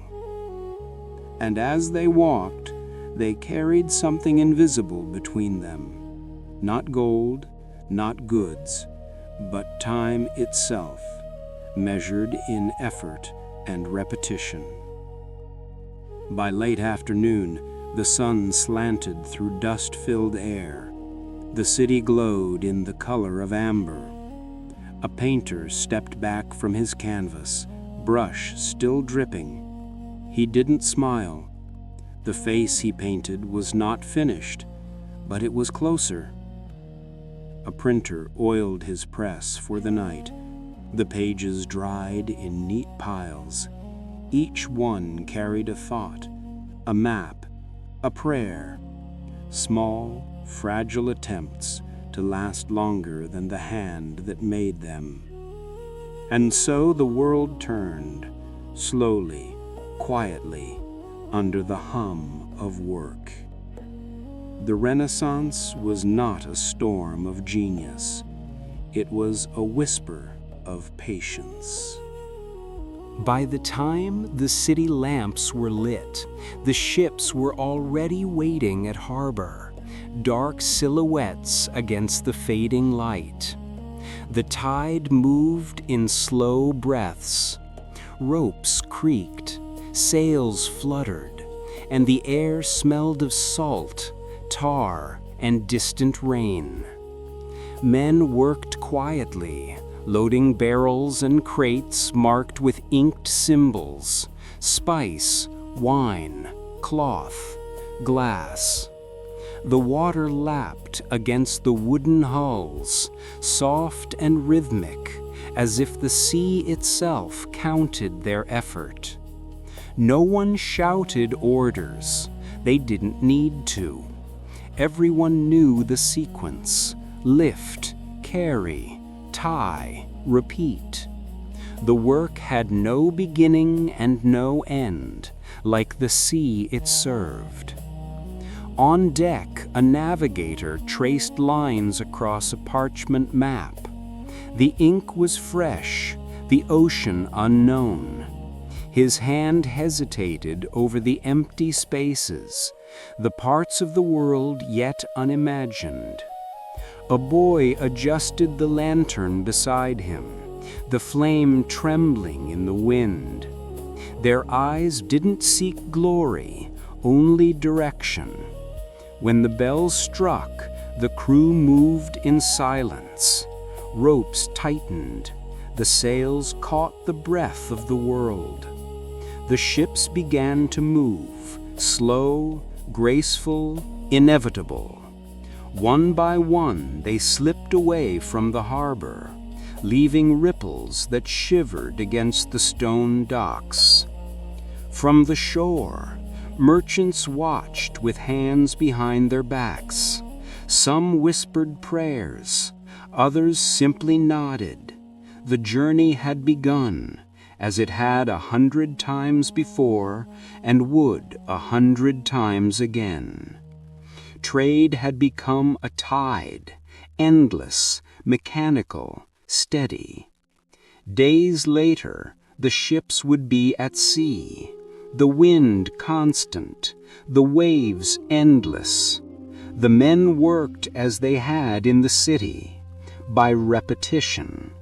Coils of rope straightened, decks scrubbed, cargo counted, stars measured. Every motion was mirrored by another. At night, the ocean turned to ink. The stars reflected on its surface, a map both eternal and false.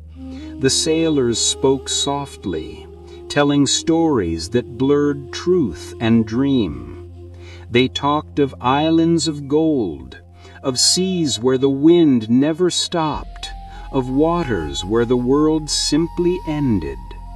But as dawn broke, those stories dissolved.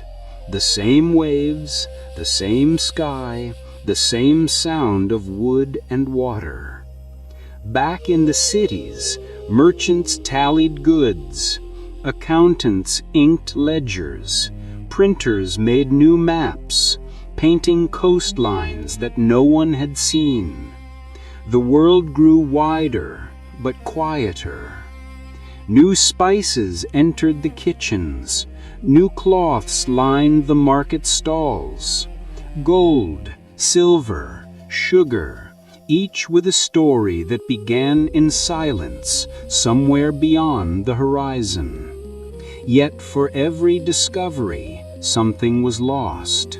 Forests burned, ports conquered, people vanished. The Renaissance gave the world beauty, and also its shadow. And still the ship sailed. Each voyage began with the same sound, the soft crack of rope, the sigh of wind against canvas, the creak of timber beneath feet. The merchants called it progress, the sailors called it duty, the sea called it nothing at all. Night returned, the harbor quieted, the world again held its breath. In the slow rhythm of tide and trade, humanity had found a new lullaby, not of peace, but of persistence. And beneath the stars, between sails and shadows, the Renaissance drifted on, not with trumpets, but with whispers. Before dawn, the city was already breathing, not with birdsong or bells, but with steam. It rose from vents and chimneys, white against the gray sky, curling like ghosts of the old world. Cobblestone streets glistened with moisture. Boots struck them in unison. Hundreds of workers walking toward the same gates. Their breaths puffed into the cold, merging with the mist. The factories waited. Long buildings of brick and iron, windows dark and endless, chimneys towering like frozen trees. The doors opened not with ceremony, but with the sound of metal locks unhooking. Inside, the air was warm, thick with oil and dust. Rows of machines stood ready, silent for a moment, then alive. Gears began to turn, belts to spin, pistons to breathe. The factory spoke its language: rhythm, repetition, endurance. The workers took their places. Women tied their hair beneath caps. Men rolled up sleeves. Children climbed onto stools, small hands quick and steady.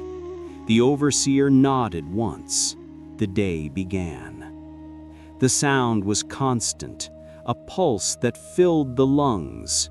Wheels spun, shuttles clattered, steam hissed. Iron struck iron. The noise was not loud after a while. It became air itself. Each worker moved in a pattern learned by heart: lift, fit, press, pull, repeat. There was no need to think. The body remembered. The mind drifted. Through the narrow windows, the first light crept in, thin, pale, divided by iron frames. Dust hung in the beams, floating like golden fog.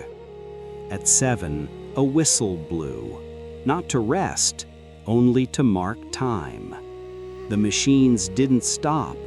The hands didn't slow. In one corner, a weaver guided threads through a loom that never slept. In another, a man shoveled coal into the furnace, the heat painting his face red. Between them, the foreman walked with a notebook, ticking boxes no one ever read. The city outside was waking too. Carts rumbled, smoke thickened.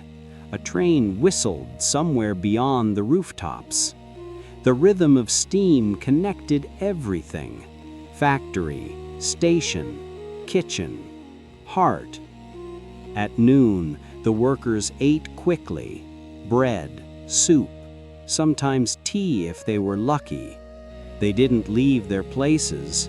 The whistle blew again, sharp and cold, and the motion resumed as if it had never stopped. There was no drama in the day, only hours stretched into sameness. Yet, within that sameness, something invisible moved. The world was changing, not through battle or speech, but through gears and breath.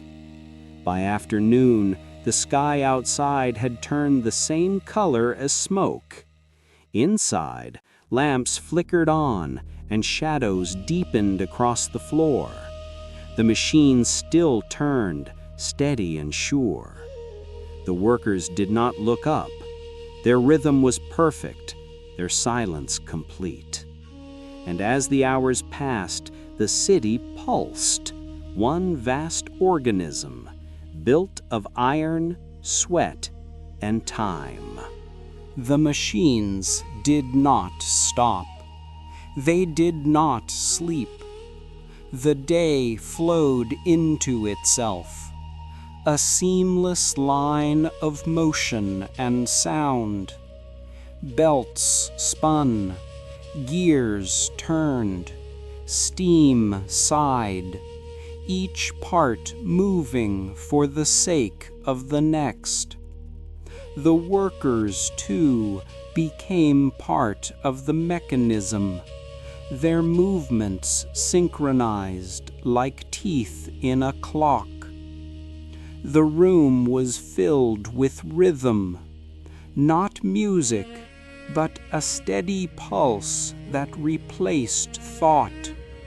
The clang of iron, the hiss of valves, the endless whisper of fabric sliding through looms. There was comfort in the constancy. The sound wrapped around them like weather, neither kind nor cruel, simply there. In the textile halls, rows of spindles whirred, threads stretched and snapped, caught again, twisted anew. A young girl leaned close, fingers deftly tying a broken strand. She had done it 1,000 times. Her hands moved before her mind did. In the foundry, men stood before furnaces, their faces slick with sweat. The glow painted everything in amber: metal, dust, skin, breath. The molten iron flowed like light made liquid, pouring into molds with a hiss that drowned all other sound. Farther down the line, the carpenters shaped crates for transport. The smell of pine and ash filled the air. Sawdust clung to boots and hair. Hammers tapped in endless pattern, soft, deliberate, necessary. Everywhere repetition ruled. The same gestures, the same hours, the same pay, the same fatigue. But there was also a strange stillness inside that motion, a quiet buried under the roar. Outside the windows, smoke drifted upward, slow and unbroken. It joined the clouds, spreading gray across the sky. Even the weather seemed to imitate the machines. At 3 o'clock, another whistle cut through the air. The sound was neither sharp nor gentle, just mechanical. It marked nothing, only continued the day. The workers wiped their hands, then returned to the same places, as if following an unseen loop. A man polished brass fivings until they gleamed. A woman folded cloth into identical stacks. A boy turned bolts along a conveyor. None of them spoke. There was nothing to say. Words would have broken the rhythm, and rhythm was everything. Between shifts, the lamps were trimmed. The air shimmered with heat and oil. Shadows stretched long across the floor, bending around the machines like silent watchers. The overseer walked the aisle again. His boots clicked on iron plates, steady and hollow. He didn't shout, didn't scold. He only looked, counting movements, not people. By evening, the factory seemed to breathe, inhaling through vents, exhaling through chimneys. The workers matched its rhythm without knowing it. When the day's last whistle sounded, the noise did not stop. The machines continued for a moment longer, as if reluctant to rest. Then, one by one, they slowed. Belts sagged. Gears sighed. Silence came gradually, not all at once. The workers stood still, listening. Their ears rang in the absence of sound. They removed their aprons, washed their hands in metal basins, and stepped outside. The sky was the color of smoke. The air was heavy with coal and evening. They walked home in lines, their footsteps echoing faintly. Another rhythm, softer now. Behind them, the factory loomed, its windows glowing like tired eyes. Inside, the machines waited. Tomorrow, the cycle would begin again. At dusk, the factory emptied. The sound didn't stop. It only moved outside. The streets filled with footsteps, hundreds of them, striking cobblestones in the same tired rhythm. The lamps flickered on, pools of yellow light trembling in the haze. Smoke drifted low, weaving between roofs and windows like something alive. The workers walked home through narrow alleys lined with brick walls stained black by soot. Their breaths made small clouds that vanished into the air. The smell of coal and rain hung over everything. Row houses stood shoulder to shoulder, small and identical. Narrow doors, narrow rooms, narrow beds. The walls carried the hum of the city, the rumble of carts, the hiss of steam, the faint clang of a distant bell. Inside one home, a woman stirred soup over a small stove. The broth bubbled slowly, pale and thin. Her husband sat nearby, unlacing his boots, his fingers stained with oil. A child traced circles on the fogged window pane, watching the gaslight flicker outside. They did not speak much. Words seemed unnecessary.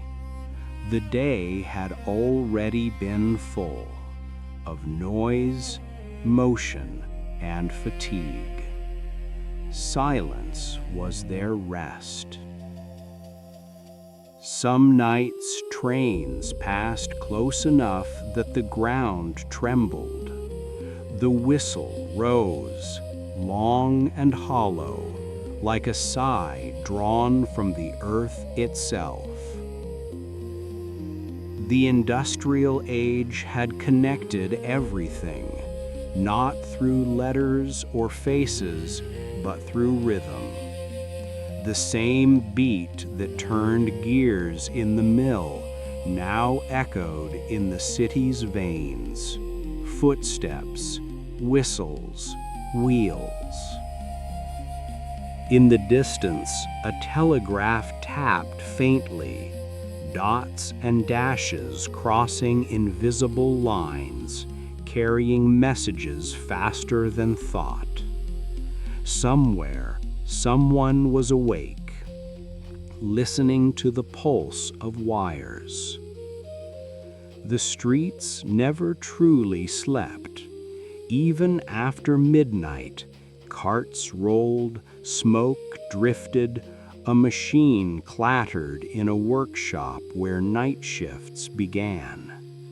The city breathed in patterns, inhale of steam, exhale of soot.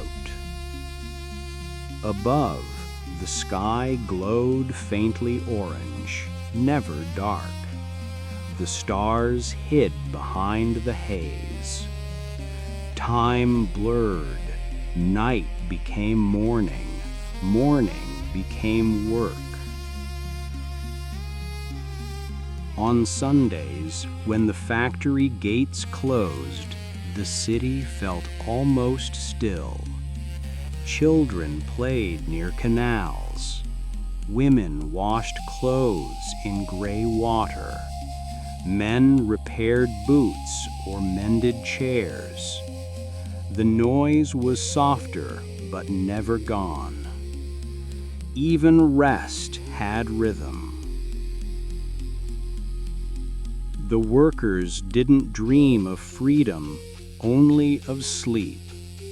The kind without noise, without wheels, without whistles. But even in dreams, the machines hummed, faintly, steadily, somewhere far away. Over time, new things appeared. Iron bridges spanning rivers, street lamps powered by gas, railways stretching toward towns no one had visited. Letters traveled in hours instead of days. News spread faster than memory. Progress, they called it, but to those who lived it, it felt less like movement and more like breath, slow, mechanical, endless. And so the city continued, chimneys like towers, smoke like sky, lives like gears, turning, fitting, repeating. No hero rose, no battle was fought, yet everything changed. In the rhythm of footsteps and steam, humanity had entered a new kind of eternity, one made not of stone or empire, but of motion. And as the night deepened and the lamps dimmed, the city's last sound was not silence, it was the low, steady hum of the modern world, breathing through sleep. When the sun rose over the glass towers, the city was already awake, but it did not stir. It hummed. The sound was softer than steam, smoother than gears, but it carried the same rhythm. Elevators sighed. Doors clicked. Computers began to breathe. In one building, 1,000 windows reflected the pale light. Inside, desks stretched in perfect rows, identical, organized, anonymous. Paper waited in neat stacks. Monitors blinked to life. Coffee machines hissed quietly like tired lungs. The workers arrived one by one. They swiped cards, adjusted chairs, and sat. Each began their day the same way, opening screens, checking messages, replying, forwarding, deleting, repeating. Their fingers tapped like raindrops against plastic keys, steady, quiet, endless. There was no noise, yet everything moved. Files transferred through invisible wires. Voices drifted through headsets. Meetings began with soft chimes and ended with polite silence. The modern factory had no smoke, but it still produced. Not fabric or iron, but data. At 9, the office reached its full hum. The air conditioning whispered. Printers coughed. Lifts ascended, descended, paused, and opened. In this choreography of machines, the humans were simply another part, small, precise, replaceable. Across the city, the same pattern repeated. streets filled with cars, trains, buses, each moving in slow order, guided by lights and signals. Commuters stared through glass, earbuds sealing them in private silence. Everyone moved, but no one spoke. Inside the office, time lost shape.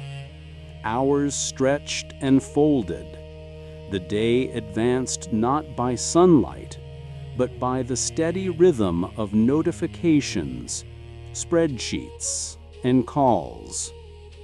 A man stared at a screen filled with numbers. A woman rearranged a presentation slide.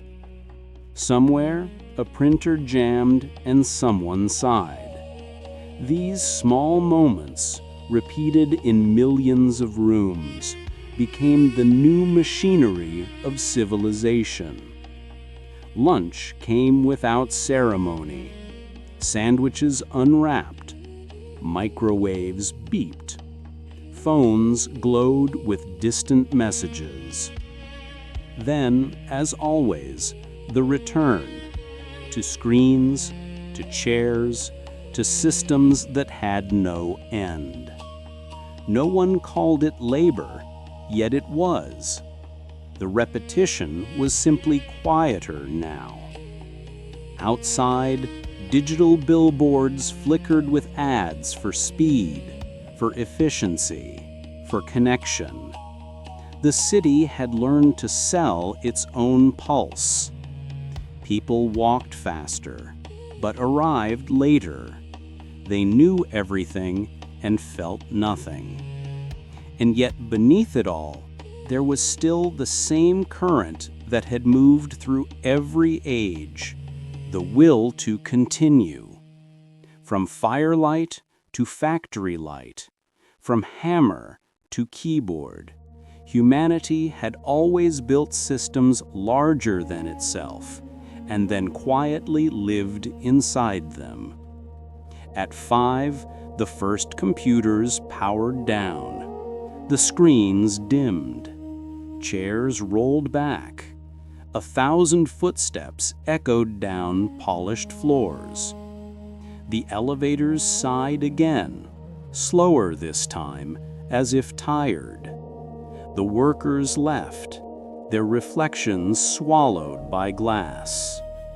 Outside, the streets were still full. Cars idled in lines, red lights blinking like tired eyes. Somewhere above, a plane crossed the dusk, leaving a white line that faded as slowly as the day. And when night came, the city didn't sleep. It simply changed shifts. The servers glowed in the dark, whispering to each other, processing the world endlessly. The modern world runs on quiet systems. They hum beneath the surface, unseen, precise, and endless. Papers move across desks. Data flows through cables. Voices pass through screens. The rhythm is invisible, but it never stops. In government offices, the day begins early. Lights flicker on in long corridors lined with gray doors. Inside, clerks sit behind computers, their eyes tracing numbers and forms. Each keystroke adds a detail to a system too vast to see. It is a language of records, codes, and categories, one that defines everything and no one fully understands. Someone stamps a document. Someone else files it away. Somewhere else, another person reads it again. Each action is small, almost silent, but together they form the pulse of modern governance, a heartbeat made of paper and pixels. Citizens wait in lines. Screens flash numbers. A printer hums, slow and steady. It is bureaucracy, not chaos. The illusion of control through repetition. Across the street, a school bell rings.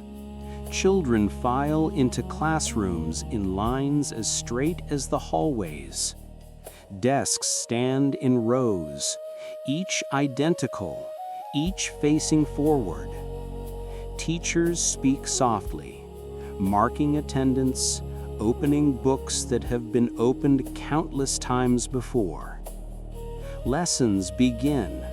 The alphabet, the multiplication tables, the rules of the world. The students copy, repeat, memorize. Outside, time moves fast, but inside, it stays still. Education becomes another rhythm, shaping thought the way machines shape steel. In hospitals, the rhythm shifts but never breaks. The beeping of monitors, the rolling of carts, the low voices of nurses. It is its own kind of machinery. Doctors move from bed to bed, each motion practiced, efficient, careful. Patients sleep under pale light, dreaming of silence, surrounded by sound. Beyond the walls, cables connect everything. The internet hums like a new nervous system. Information travels faster than breath, across oceans, between satellites, through invisible air. People scroll, type, send, and wait. The machine listens and responds. Every click adds weight to the system. One more connection, one more pattern. Algorithms learn the habits of millions until the line between choice and design fades. At night, office lights stay on. Servers glow in locked rooms, cooling fans spinning softly. The world does not stop when people sleep. It only slows, reorders, resets for the next cycle. In the morning, the screens light up again. Emails refresh, files reopen, meetings restart. Each person plays a role: teacher, clerk, nurse, driver, coder, all turning in sync like parts of one quiet, unending engine. And though the machines have changed, the essence has not. The repetition that once belonged to the loom and the forge now belongs to the spreadsheet and the database. The labor is softer, but the rhythm is the same. People tell themselves they are free, and in many ways they are. But freedom in the modern age is often measured by passwords, by access, by connection. The doors are digital now, the keys invisible. Still, within this vast humming world, there remains a strange calm. The order, the precision, the predictability, it soothes like rain on glass. And perhaps that is humanity's final adaptation, to find peace in the motion it created, to rest not outside the machine, but within it. The modern world does not end, it circles. Every night screens dim, every morning they light again. The rhythm has no origin, no destination, only motion. Humanity built this rhythm long ago, without knowing what it would become. Once, fire was the center. People gathered around it, their shadows swaying on cave walls. Then came fields, then cities, then factories, then offices, then networks.